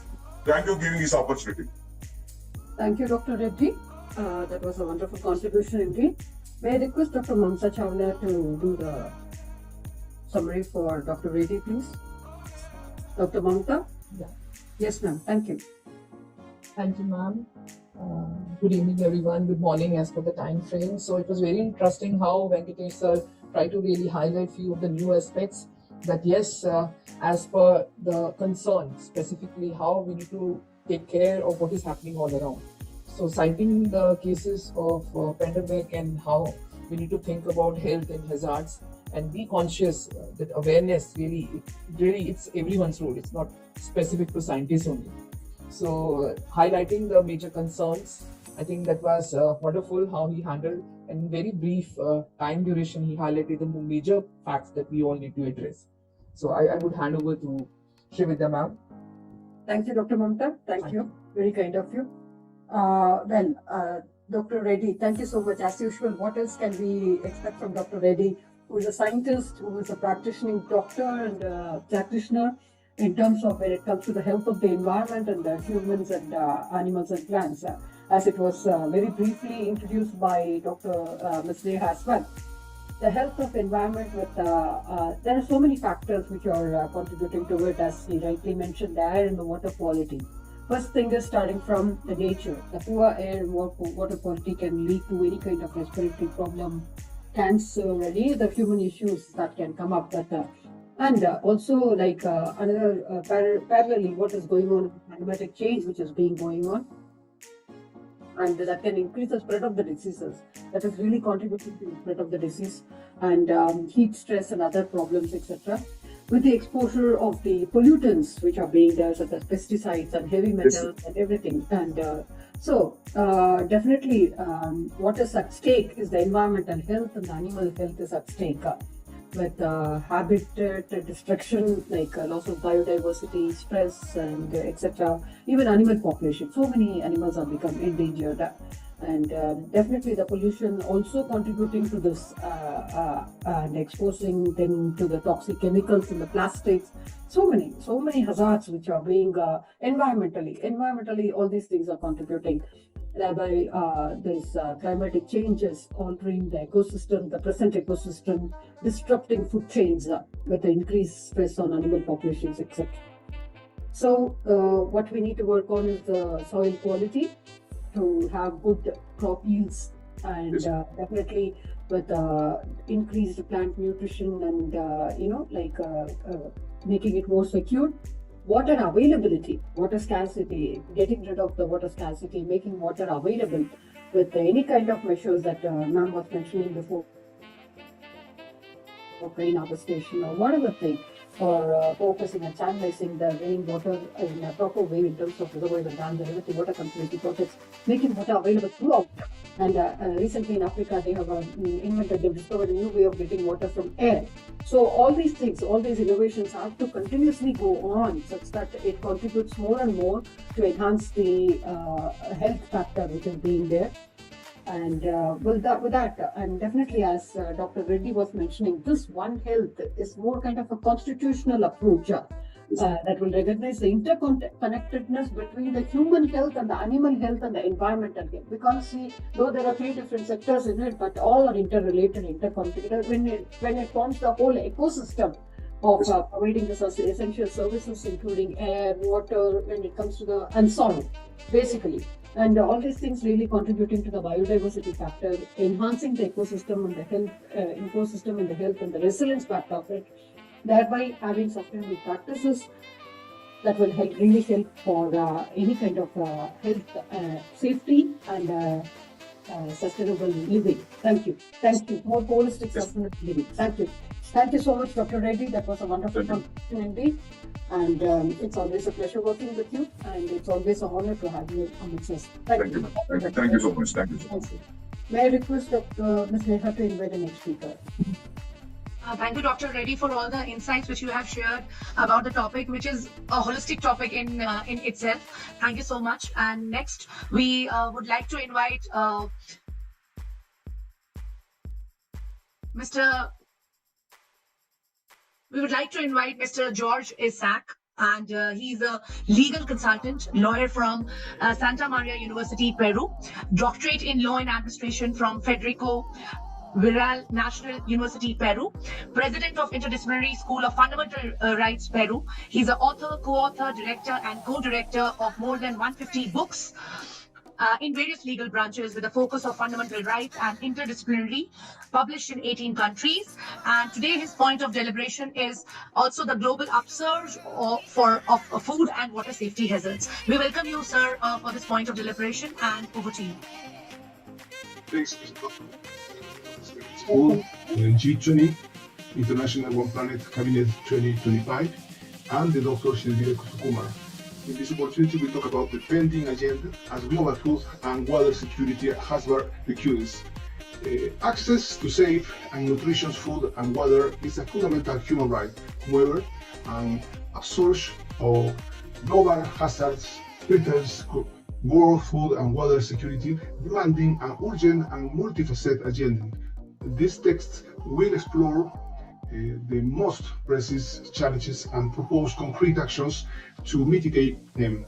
First, situation diagnosis. At this point, apply for all terms, for all thematics.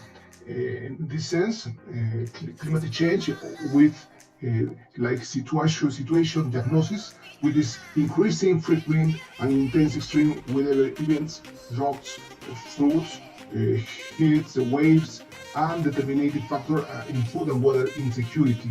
Limited variability directly affects crop fields, so yields, the ability and water for irrigations and access to drinking water source.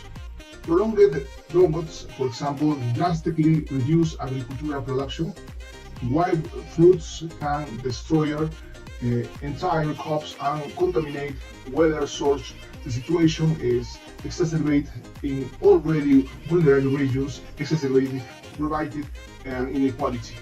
Another crucial factor is the degradation and natural resource deforestation, soil erosion, and overexploitation of aquifers reduce the productivity of ecosystems and their capacity provide food and water. Biodiversity loss also plays an important role, reducing the resilience and agricultural systems and the ability of genetic resource for adapting to climate change. The growing world population projected exceed 9 billion people in the coming decades increases pressures on weather and agricultural resources. The growing demand for food and water combined with inefficient management of these resources intensifies competition and the risks of conflict. Accelerate urbanization also contributes to pressure on resource, which increases demand for water in cities and increases generation of waste that can pollute weather source. Armed conflicts and political instability are another significant challenge. Conflict disrupt food and water supply, change, destroy agriculture and water infrastructure, and displace entire populations, leaving millions of people vulnerable. Lack of access to basic resources in conflict some exacerbates food and water insecurity, creating a various cycle of poverty and violence. Finally, the lack of investment in research and innovation in agriculture and water management limits the capacity to adapt and mitigate risks. Greater investment in climate resilient technologies, sustainable agricultural practices, and efficient water management systems need to ensure long-term food and water security. Second, we talk about the actions for a food and water security agenda. The address the challenges poses a comprehensive agenda involving governments, international organizations to provide sector to civil society is required. This agenda should focus on the following actions. And then we talk the climate change mitigations. Reduces greenhouse gas emissions is fundamental to curbing climate change and the impacts on food and water security. This involves turning renewable energy, improving energy efficiency, and promoting sustainable agricultural practice.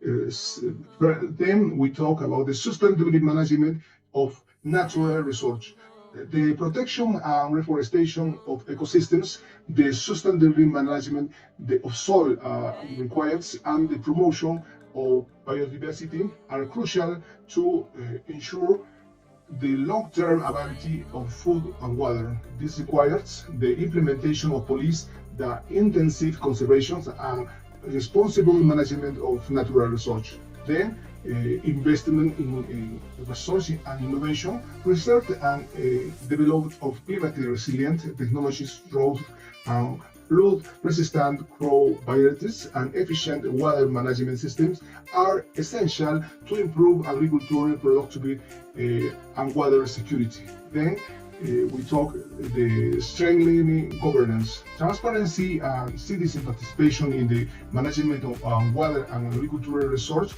are essential to ensure equity and sustainability. This involves creating sound regulator and frameworks and promoting this participation of local communities in decision making. Then international cooperation. International cooperation is essential for sharing knowledge, technologies, and research to address global food and water security challenges. This involves strengthening cooperation mechanisms between countries and mobilizing financial research to support developed countries. Then education and awareness. The education and public awareness of the importance of food and water security are crucial to promote behavior challenge and encourage the adoption of sustainable practice. In conclusion, the hereditary threats of global food and water security call for an urgent and coordinated response, implementing a comprehensive agenda that address challenge poses critical to ensure access to safe and nutritious food and water for all, contributing to a more sustainability and equality future. Failure to act will have devastating global consequences. Thank you very much for your attention. Thank you, Mr. George. Professor, it was a wonderful note that you have left with, and well, taking into consideration of the globalization of the trade factor, climatic change, population growth and urbanization, intensive agriculture, animal production, etc., with again inadequate infrastructure and regulation being there, definitely on the whole it is affecting the human health aspects. Safety hazards are there, and also having country-wide economical impacts, environmental impacts definitely are there. With proper regulatory frameworks and improved infrastructure and promoting sustainable practices, enhancing public awareness and education, with sufficient research and development, adequate research and development, we'll be able to address these issues, and we can reduce the risks associated with the hazards and protect the human health and environment. Thank you, Mr. George. That was a wonderful presentation indeed. Yes, thank you. It's always a pleasure having you, and we'd like to work with you more and more. Thank you. Neha, can we invite the next speaker, Dr. Anjum Qureshi, if she's there? Otherwise, we can invite Mr. Vimal. The next, we would like to invite Dr. Anjum Nazir Qureshi. She's working as an assistant professor in the Department of Electronics and Communication Engineering at Rajiv Gandhi College of Engineering, Research and Technology, Chandrapur. She's a certified life coach, motivational speaker, and certified meditation trainer. She has published 20 plus research papers, 4 patents, 52 articles, and authored 9 book chapters.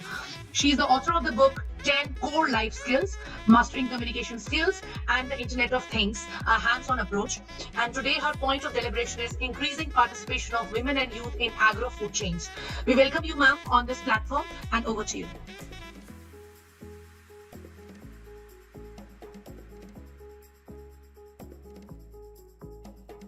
I think she's not there. We lost her there. It's better to call, invite Mr. Vimal, and then by the time we'll check for Dr. Qureshi.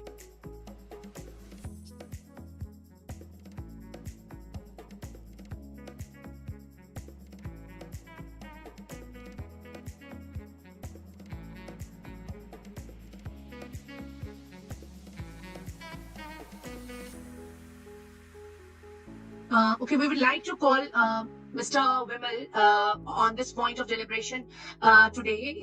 He has completed his post-graduation thermal engineering from Government College of Technology, Coimbatore. Currently, he is pursuing his research in hydrodynamic behavior and separation performance of the multi-hydro cyclone through CFD and experimental approach. He has 9 years of teaching experience. He is actively involved in placement and internship activities for the department, and his point of deliberation is today putting in place the right trade policies for a sustainable SME, MME for cultural and heritage global economy. We welcome you, sir, for this point of deliberation, and over to you. Thank you very much, ma'am. Neha, ma'am. Hope I am audible? Yes, you are. Please. Yes, ma'am. Yes, ma'am. Thank you, ma'am. So I am Vimal, assistant professor working for Eshwar College of Engineering, and it is my pleasure to be in one of the speaker in this One Planet cabinet. Thank you for giving me this opportunity, ma'am. Let me move on to the slide.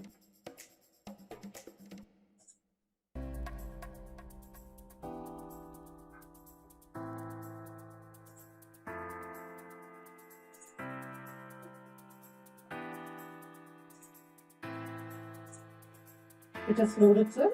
Actually, we are able to view the screen. Okay, ma'am. Hope my presentation is visible? Yeah. Yes, ma'am. Okay, let me continue, ma'am. The area of discussions are the challenges in global trade, then GI products of G20, then core elements of trade policy, then the need for the trade policy. So these are the areas in which I'm going to discuss about in this session. First one, the challenges in global trade. Among all the challenges, I have listed the top four challenges. The first one is the tariff and non-tariff barriers for the heritage products, then followed by digital exclusion in global marketplace. Then third one is the limited sustainable financing for small heritage enterprises. Then the last one is inadequate IP and GI protections. For example, the tariff and non-tariff barriers, if you take for an example, is Indian handloom export. It has a higher tariff of about 14%, 12% while it is exported to the EU, European Union. And on the other hand, there is complexity is there for the non-tariff barriers also, like reach and product standards. So, however, the weavers are sitting in hand of intermediaries. So it acts like a barrier. So this need to be overcome. This is a challenge. Then similarly, when you consider the African craft sellers, it is coming under the digital exclusion in global markets. Many of them, nearly only less than 5% of the persons know to use the global platforms, global marketplaces. The remaining 95% or cannot able to do the global market platforms because they know about the craftsmen, but they are not well about the global platforms. So this acts like a barrier. It may be a language barrier, or it may be a payment barrier, or digital tools. So in this way, it acts like a challenge. So it also need to be overcome. Then the limited sustainable financing. A person, a speaker from Peru, has came today for speaking in our session. In Peru, it's located in Western South America. There, people will be involved in alpaca wool cooperatives, where they are in need of some financial supports which are overlooked by ESGs. So it need to be seen effectively by providing some funds, and it is an eco-friendly practice because it doesn't harm the environment. It protects the environment. It is a eco-friendly environment. So like this, challenges are faced by the SME and EMME entrepreneurs. Then the last one is the inadequate IP and GI protections. So GI, you all know that the geographic identification. The well-known dispute is the basmati rice GI, whether it is going for India or for Pakistan. So like that, there is a lack of resources among the communities to protect their heritage IP, intellectual property. So here are the four challenges which need to be overcome. So, followed by the challenges, I want to just give a glance over the GI products of others G20. For example, the King Island cheese is the GI product of Australia. Then coral pears, the GI product of China. Then Montauk white pepper, Indonesia. So dates, you all know that, GI product of Saudi Arabia. So blanket, Turkey. Apples and oranges, or Washington and Florida. So in this scenario, I came to know about all the GI products, what the G20 countries are following. Then similarly, many countries in G20 are having the GI products as wine spirits, beer, campfire. So a product named tequila. It is a spirit from blue gay plant. And cedar drink. All these are the GI products of Argentina, France, Germany, Mexico, Russia, UK, and meat. And as usual, meat and Burma ham, beef, All these are the GA products. Even crab also is a GA product. They have got the patent for this GA product in Canada, Italy, Japan, and South Korea. So it's a small guess. Brazil has the GA product of coffee, and India, Darjeeling tea, and South Africa, a popular herbal tea that is Rooibos. So this is the GA products of all the G20 nations. Hope you have been known to the things. Few may not be known about this. This will be giving a glance over the GA products of other G20 countries. Then coming back to the core elements of trade policies. The number one, the challenges need to be overcome. For those, I have listed few policies, trade policies, that which we can able to face those challenges. The first one is trade, fair trade and ethical sourcing. So we have to reduce the trade. At the same time, the streamlining of trade should be done for the heritage products, right? Then recognize the heritage products as sensitive goods with transparency and traceability. So we need to have the loophole from where it is obtained. What is the source from where it is obtained? Like that, the transparency and transmissibility should be there. Then support should be lended for the local artisans. So this is the policy element 1, in which fair trade is emphasized. Then policy element 2 is digital inclusiveness, because many people don't know about the digital platform, how to market their products digitally. So that they lack. If that is lacking, then the global economy, what we are talking about, all those things will be going down. Each and every corner of the country should be developed to get the global economy of the nation. So for that adequate learning, what we have been emphasizing should be insisted in nook and every corners of the world. So G20 digital trade platforms for the artisans, then training in e-commerce, then digital marketing should be done, then tools for transmissibility and online verification, authorized verification should be taught to the entrepreneurs. Then number 3, sustainable and ethical supply chains. The global sustainability labeling for the cultural products should be done. So the label denotes that this product belongs to the GA of this nation. Like that, then a labeling should be done. Then encourage the circular economy and green practice, like the renewable energy, the energy efficiency, the material sourcing, then eco-friendly packing. All these are some of the supports that can be extended to do the sustainable development. Then the last one is the IP and GA production, what I emphasized for all those countries. First one is harmonize GA production across all the 20 nations. Then legal aid for communities to register the traditional IP, because the source is missing, in lagging. For that only the challenges are coming into picture. So those adequate source should be lended to every countries, so that they can able to aid the legal communities to register their IP. Then the strengthened enforcement mechanism against cultural appropriation. Then final one, the need for the trade policy. When a SME and MME develops, job creation and community will develop. It preserves the identity and tradition for a nation, whatever the nation may be. The SME, MME culture preserves an identity, give the identity for the tradition. So for that, we need to face all those challenges, what I have insisted. And apart from those challenges, the elements, the policy elements, what I have listed, need to be focused on. It is my point of view.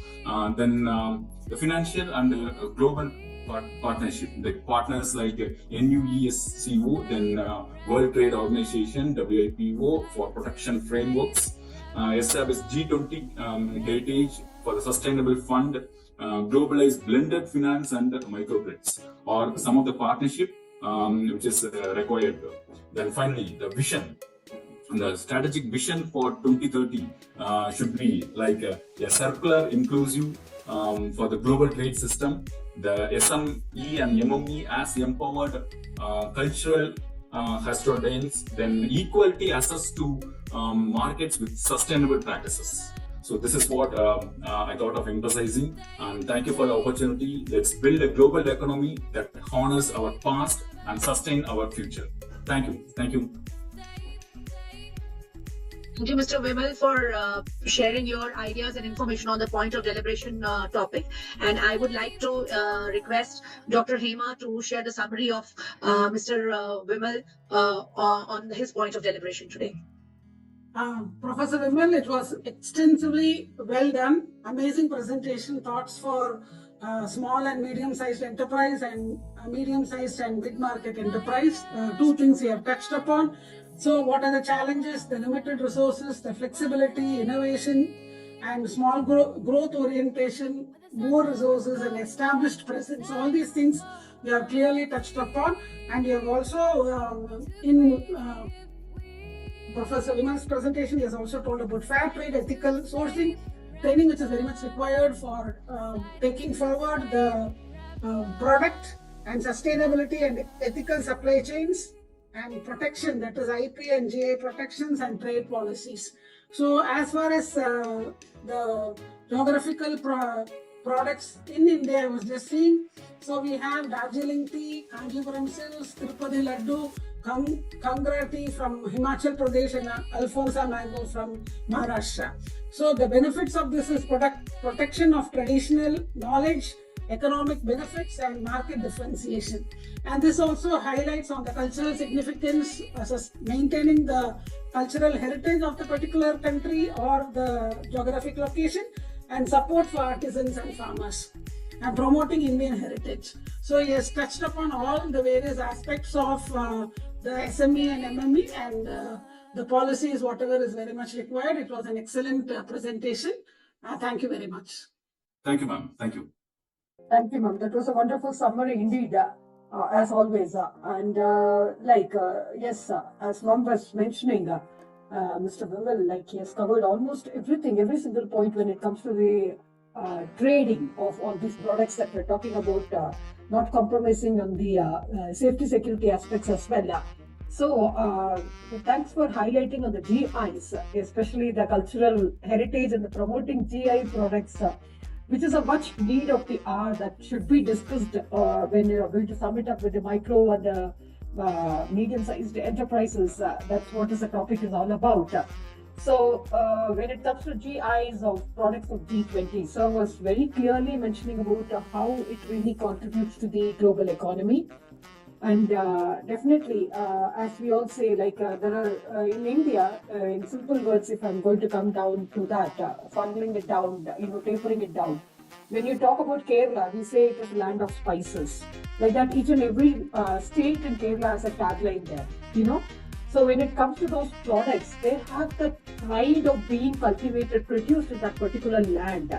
So the protection of the traditional knowledge and the heritage has to be first preserved and protected, such that we don't, we know that, and we cannot, and thereby, these days, so many things are happening in terms of mixing and, adulteration, all these things. But when it is actually from that particular land with all the pride and heritage, it will be always fresh and new, as we all know very well. Land of spices means you'll have to take it from there. And land of tea, Assam means Assam is known for tea and it is taken from there. And definitely, like that, each and Kanjipuram silks, especially Kanjipuram for silk sarees. So when it is such a case, definitely it has its own value that has to be appreciated at the global level, and the global value in the sense in terms of economical value also it stands apart and making a very distinctive presence in the market and its trends and its prices in terms of export and import as such. So commanding premium prices and increasing competitiveness. Thanks for that mention, sir. I really liked it. And what is the ultimate of it? When we talk about all these things, land of spices and taking the food security, the cultural heritage, increasing competitiveness, what is the outcome? End of the day, we are talking about rural development. So with all these things, the rural development, with creating job opportunities, with income opportunities for all those small SMEs and MSMEs who are thriving, so they're giving their life to make a living there with the local communities. That has to be taken into account. like thinking about the weaver community who was there in the Kanjipuram, and also not compromising on the fishermen who was really giving their life going out to the sea. And it's not just as easy as we think. There are nuances which has to be looked into that. In that case, their businesses, they don't have a license, they don't have a company name, but still that is their living. So with this GI registration and the protection procedures to safeguard those GI products is the key thing that the government has to work on. To safeguarding their interest and their wellness and the well-being has to be taken with due accord and respect taken into consideration with the market access, and facilitate the market access for them, reducing trade barriers and promoting exports. There are so many things, give and take in between there. So reduce all these things, take away all those negativities from there, and supporting them with the promotional activities like as simple, some of them, they don't even, these days, if you say the marketing trend, how is it happening? Like so many online marketing which is happening. Think about these people, how they will market. Will they take a picture of the product and put it? And they are trying to do so, but still, that has to be some ways to support these promotional activities from the government side, from the NGOs or anybody for that matter, like those who are with the policy and working with them as patrons and encouraging people. So such that the trade fairs and marketing campaigns to raise awareness about these GE products and will be held. For doing this, end of the day, there has to be a proper training for these people. These people are earning their living in a very hard way. So how will they communicate? How will they talk to people? And there has to be a proper training program for these people, for the SMEs and MSMEs, to enhance their skills, knowledge in producing and in combating with the marketing of the GI products at the global level, with the marketing trends and strategies that are involved, such that these people also will come onto the market, such that with a large consumer base, with a growing demand of the high quality products that we're talking about. So this G20 framework should provide operation for the collaboration, cooperation among all the member countries, facilitating the exchange of best practices and expertise which is involved in it. Thereby, what is the outcome? Where it is going to go to? It will enhance the economic growth of all this with job creation and rural development in the G20 countries.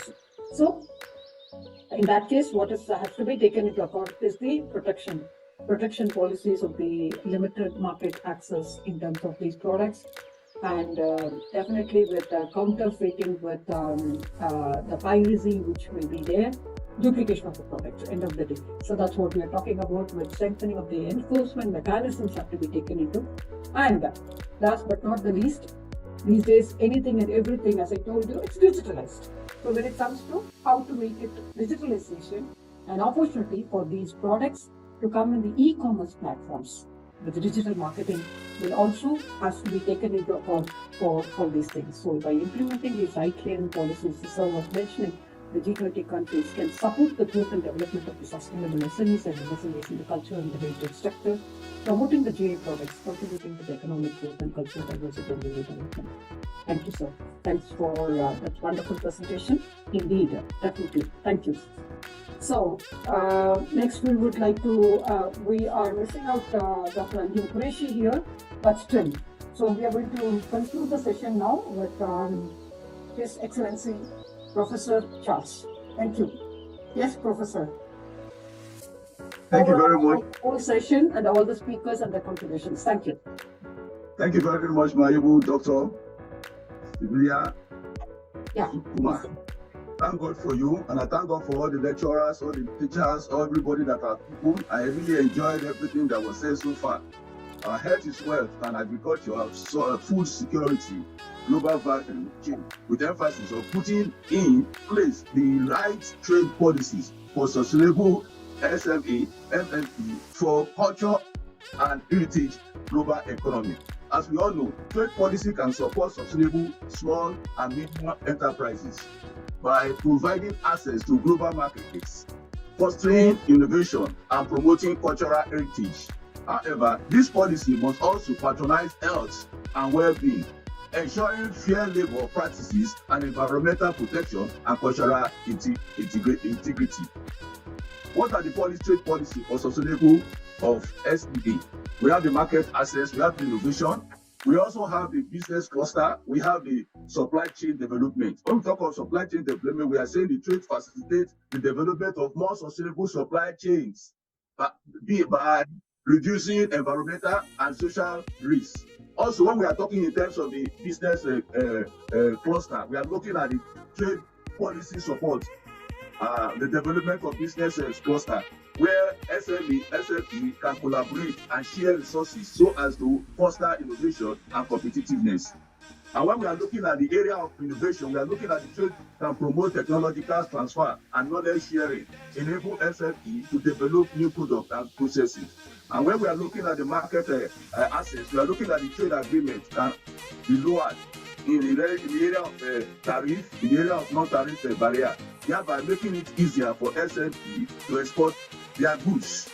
And when we look at it, since we are talking in terms of health, let us also go to the area of health and well-being in trade policy. What are the things we should look into? We look at the labor standard, the environmental protection, we look at the public health, we also look at the cultural integrity. When we talk of cultural integrity, we mean this is where trade policy respect cultural heritage, promoting the preservation and protecting cultural practices and knowledge. When we talk of public health, we mean the trade policy should address issues related to public health, such as spread of infectious disease, promoting health lifestyle.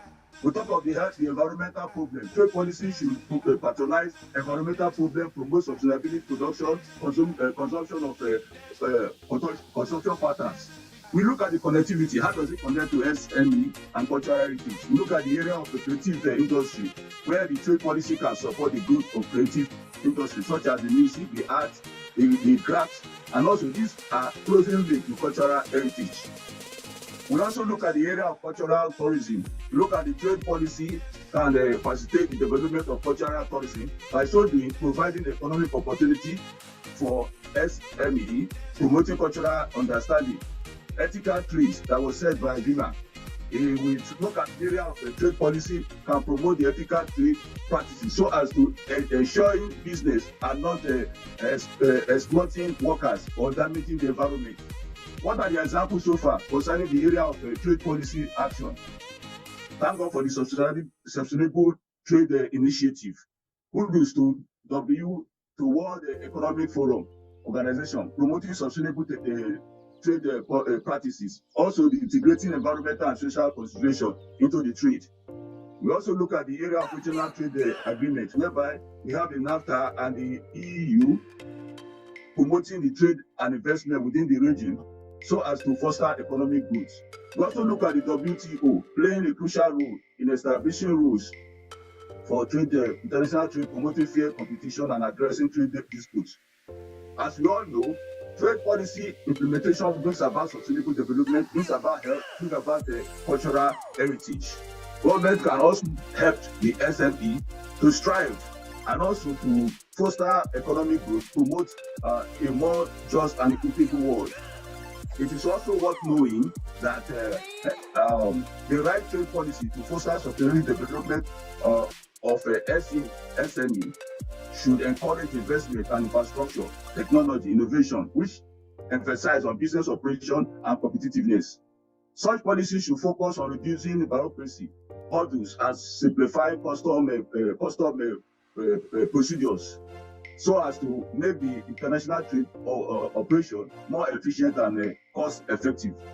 We look at the area of such policies should also provide readily accessible, simple, and concise information about trade regulation and procedures, which is important to SME, particularly through mobile and smartphone services. Such policies should also promote the facilitator reform, such as reducing the tariff barrier, improving trade infrastructure, and we should benefit the SME by making international operation more streamlined and costless. Also look at such policies should also give fair competition and access to markets by having open and transparent markets, promoting fair competition and creating plenty for all businesses, accessing to new markets, empowering growth and development, encouraging sustainable sources and ethical production practices, so as to help the SME build a loyal customer base and differentiate themselves from the competitors. You look at the area of policy should also give room for sustainable and inclusive trade, such as promoting sustainable practices, considering environmental and social impact, addressing gender inequality, and providing women with access to credit and business and networks so as to give room for economic opportunity, promoting sharing of the benefit of the trade among SMEs and other vulnerable groups. Such policy also give room for trade facilitator reform by lowering barriers to services trade to open up new opportunities for SMEs in tourism and logistics sectors. Also giving government the room to measure and publish data about the trade procedure to allow traders to anticipate delay and improve efficiency.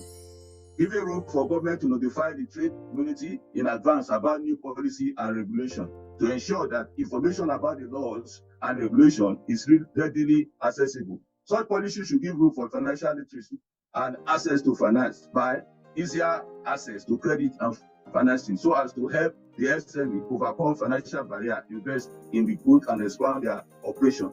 Providing SME with the financial literacy training can enhance their ability to make informed financial decisions and improve their overall performance. Trade finance support can also improve the supply of trade finance, including the availability of credit can be crucial for SME participation in trade international trade. While the right trade policy for sustainable MME, micro, small and medium enterprises, creating a legal playing field and promoting inclusive growth, addressing environmental concerns, which is very key. Also by providing access to the market, reducing barrier to trade, supporting innovation, promoting responsible business practices. Actually, MME should also focus on promoting access to market, reducing the trade barrier, supporting inclusive growth, and addressing social concerns, addressing environmental concern, promoting sustainability, focusing on innovation, as I said, technological advancement to give room for research, development support, digitalization, and to improve MME efficiency, productivity, competitiveness, and knowledge sharing to help the learners to expand their knowledge and to adopt the best practices. Also, building strong international institutional framework which call for collaboration, data collection, analysis, data policy review, so as to update policy to better support MME. Addressing environmental concern and promoting sustainability is all about promoting green trade, helping MME in developing countries to access market for environmental goods and services, also reducing their carbon footprints. These are very important. Encouraging MME to adopt sustainable production practices so as to help reduce their environmental impact and enhance their competitiveness as in sustainable production.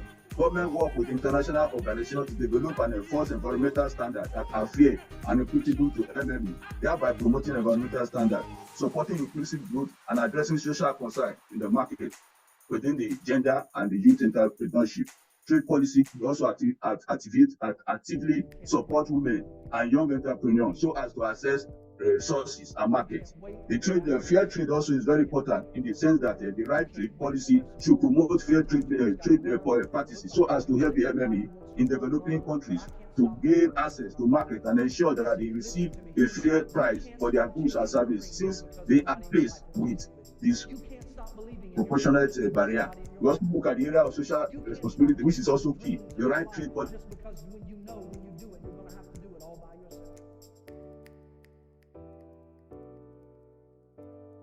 I think we lost Professor there. Yeah. Okay. So we opened one jam session, 1 minute jam session. So we'll have each one of you contributing about the session for just a minute. Please make sure that you speak only for 1 minute, please. Starting from Sneha. Then I'll do this whole summary. Thank you so much, Srividhya ma'am, for giving me the opportunity to say something about the topic today. In fact, while I was doing a research about the topic related to health initiatives, there were many key findings which I was able to find out. There has been initiatives also being taken by the global spice safety concerns. There is FDA's proactive chemical review also related to it. There is advancement in detection technologies as well. So it's just that we have the problem in front of us. It is just that we have to take the concrete actions so that we can achieve our not only the sustainability goals but overall the ecosystem should be in balanced manner. And I like all the points of discussions which was being deliberated by Dr. Hema, Vimal, Dr. Jalina, Dr. Venkat Reddy, as he gave a very real life example of telling that how the problems in Delhi related to the air pollution has contributed of taking people antibiotics more and more. So the problem is already there. It's just that collectively we have to work together. And many points of deliberations were on the topic that educating the masses, educating the rural population, educating the youth. So I think that will play a big role in the near future. Thank you so much. Thank you, Ms. Neha. Dr. Reddy, please. 1 minute. You're muted, sir. Muted. Unmute yourself, sir, please. Dr. Reddy, please unmute yourself. Oh, ma'am, I'm sorry. Yeah. Hi, this is really great. These 10 topics are really interconnected. Really, you are awesome. We have learned many things from you. Really, this is very good platform to interconnect the overseas people with the India and the interconnection with the work collaborations also. It's really awesome. It's really, I'm very blessed to have one of the speakers with you. Srividhya. Thank you. Thank you, Dr. Reddy. Yes, Dr. Elena, please.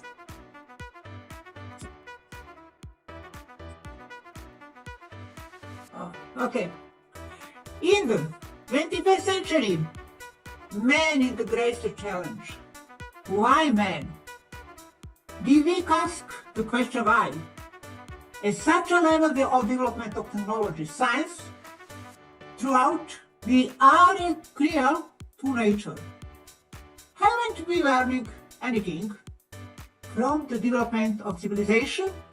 How to be in synchrony with nature? Thank you very much. Thank you, Doctor. Thank you so much. Dr. Hema, please. Thank you, ma'am. Thank you.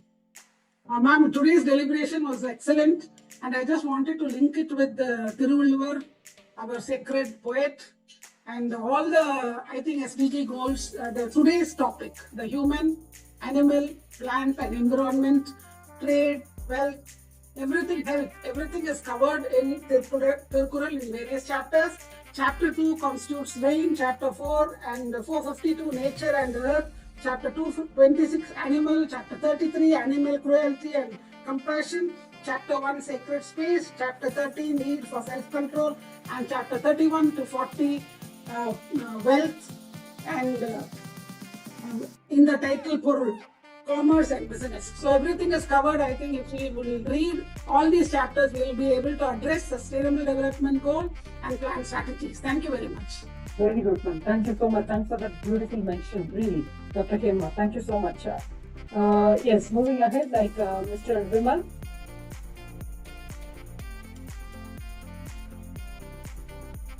Mr. Vimal, if you are there. Yes, ma'am. I'm there, ma'am. Yeah, of the whole session, sir. You'll have to give an opinion of the whole session in 1 minute. 1 minute. Yes, ma'am. Really, it was nice, ma'am. I could hear new things regarding the bacterial infection, pandemic. All those things are new to me, and it was a really healthy discussion, sir. Somewhere, if we keep on insisting, word has power. Definitely, the word has power. So all those points, what we insist will be reflected in the future. And as all our aim is for generating the global economy as a single help. So that will be attained soon, ma'am. Thank you, ma'am. Good. Thank you, sir. Thank you so much. Thank you. Well, moving ahead, like we have come to the end of the session. Anybody else other than the speakers, Mr. Pradeep or Pratiksha, who have joined, would you like to say something about the session, please? Well, So on that note, concluding with our presidency, talking about the health policies, what we have today talked about is consolidating the health priorities and achieving convergence in the health cooperation. So that's what the focus is all about. So how do we do it? With the global view of GVCs, that is global value chains. First, we need to understand it with the knowledge and the campaign, the training campaigns, to recognize why do we need to do that, to recognize the interconnected of the global health systems and the role of GVCs in shaping up the health outcomes. So identify the opportunities, leverage GVCs to improve the access for the healthcare, enhance health systems and promote innovation. Thereby, collaboration, coordination, collaborating with all the governments, all the global governments and the international organizations and the private sector entities with the knowledge sharing and technology to enhance the health system, and thereby investing on the capacity building and the training programs to strengthen the health systems and improve the health outcomes, with the role of policy as policy coherence, as with the different sectors and the levels of government to support the health priorities, and with regulatory frameworks to promote innovation, safety and quality in healthcare, and also definitely with ameliorate the international cooperation that is to be addressed for the global health challenges. All can be achieved with integrated action of the multi-stakeholder partnership in their own levels, in the community, state, district, country, national, international level, with international organizations, with private sector entities and the civil society organizations, with the whole of government approach. Why whole of government approach, a holistic approach that we're talking about? Because we are calling it as one health quadripartite. If 4 organizations are working in 4 different sectors and factors contributing to it, how to make it as a whole, this 4 quarters, how to make it as a whole is to adopt the whole of government approach on health policy, ensuring, because health is universal, health is important for each and everyone, every single human, every single animal, every single environment, everything has to be taken into consideration with the health policy, ensuring coordination, coherence according to the different sectors, evidencing the decision making with informed policies on the health and programming, such that consolidating the health priorities and achieving coherence in health cooperation can promote the global security, improve health outcomes, and enhance the well-being of the populations worldwide. So thank you so much. That is the outcome of today's session, the takeaway. With that, we have come to the end of the session. And so allow me to share my screen for the next week's topic.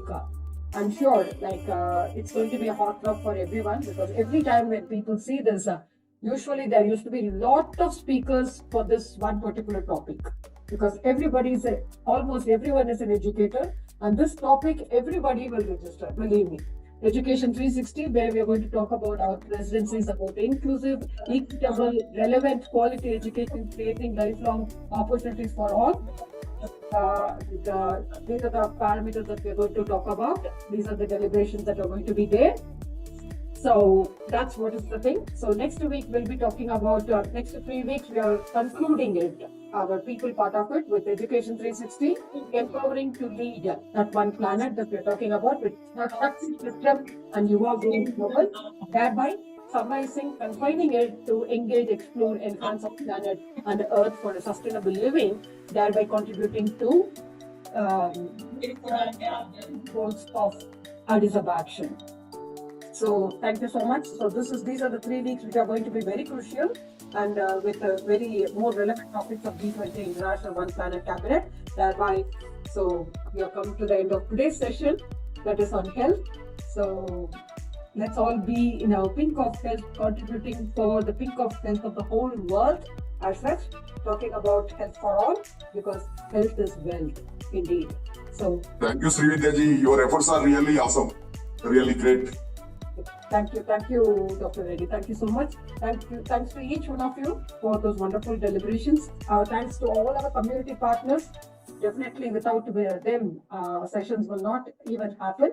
So, sincere thanks to GSFN, Global Sustainable Futures, IIO, International Internship University, University of Creativity and Innovation, the Institution of Green Engineers, IGEN, Good Vision Seva Trust, IGEN Global, Amity University Dubai, Sairam Group, with Sri Eshwari College of Engineering and SMA Valliammai College of Engineering, the Sairam Engineering College, the Sairam Group of Institutions, and Dr. India Education Research Institute, Sri Eshwar College of Engineering, St. Xavier's College of Engineering, JNN Institute of Engineering, St. GRACIAS Legacy Foundation, with the Sustainable Group of Hope and Foundation, Universal Human Values, and Greenbrigade. Thank you so much, and our sincere thanks to all our eminent speakers who have contributed immensely, and those deliberations were really awesome, and really thanks to all our wonderful speakers of today. Neha, would you like to do it, or should I continue? Yes. So thanks to Dr. Hema, who from Dr. MGR Institute, Medical Educational Research Institute, who spoke on the silent pandemic of AMR. Thank you. Dr. R.S. Shaji, representing IGEN, who spoke on reducing the risk of emerging and re-emerging epidemics and pandemics. Thank you, sir. Mr. George Isaac Torres Manicure, who spoke on the global upsurge of food and water and safety hazards. Thank you, sir. Your deliberations were excellent. And Dr. Elena Boswick, who spoke on again the global upsurge in food and water safety hazards. Thank you. And Dr. Venkat Reddy, who spoke on the links between the health and environment and the humans, animals, and planets, talking about on the universal ecosystem. Thank you, sir. They were really comprehensive and much needed the hour. Thank you, sir. And Dr. Ranjan Qureshi, we missed her there though. Dr. Virginia, who really summed it up with increasing participation, who had a keynote session of increasing participation of women and youth in agro-food chains, will definitely pave way for putting in these practices in place. So when putting in the practices in place, there was a total concluding remarks from Mr. A. Vimal, who talked about putting in place the right place and policies for the SMEs and MSME sector, thus by forming a culture in the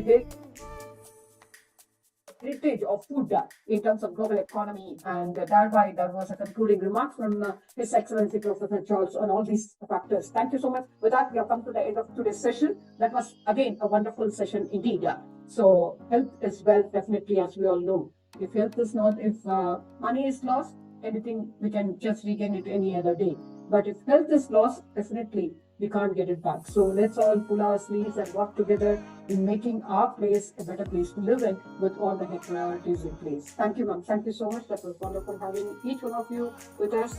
And until we meet again for next week, it's bye from all of us. Thank you.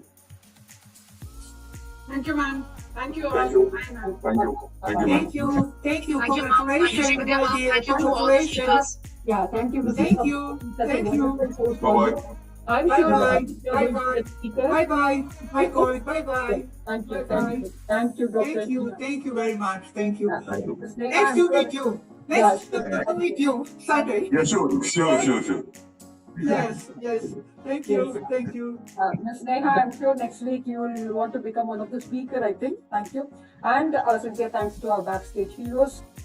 Mr. Kapilan, are you there? Thank you so much. And Niranjan and Arjun. Thank you. Thank you. Good night. Good night. Bye-bye.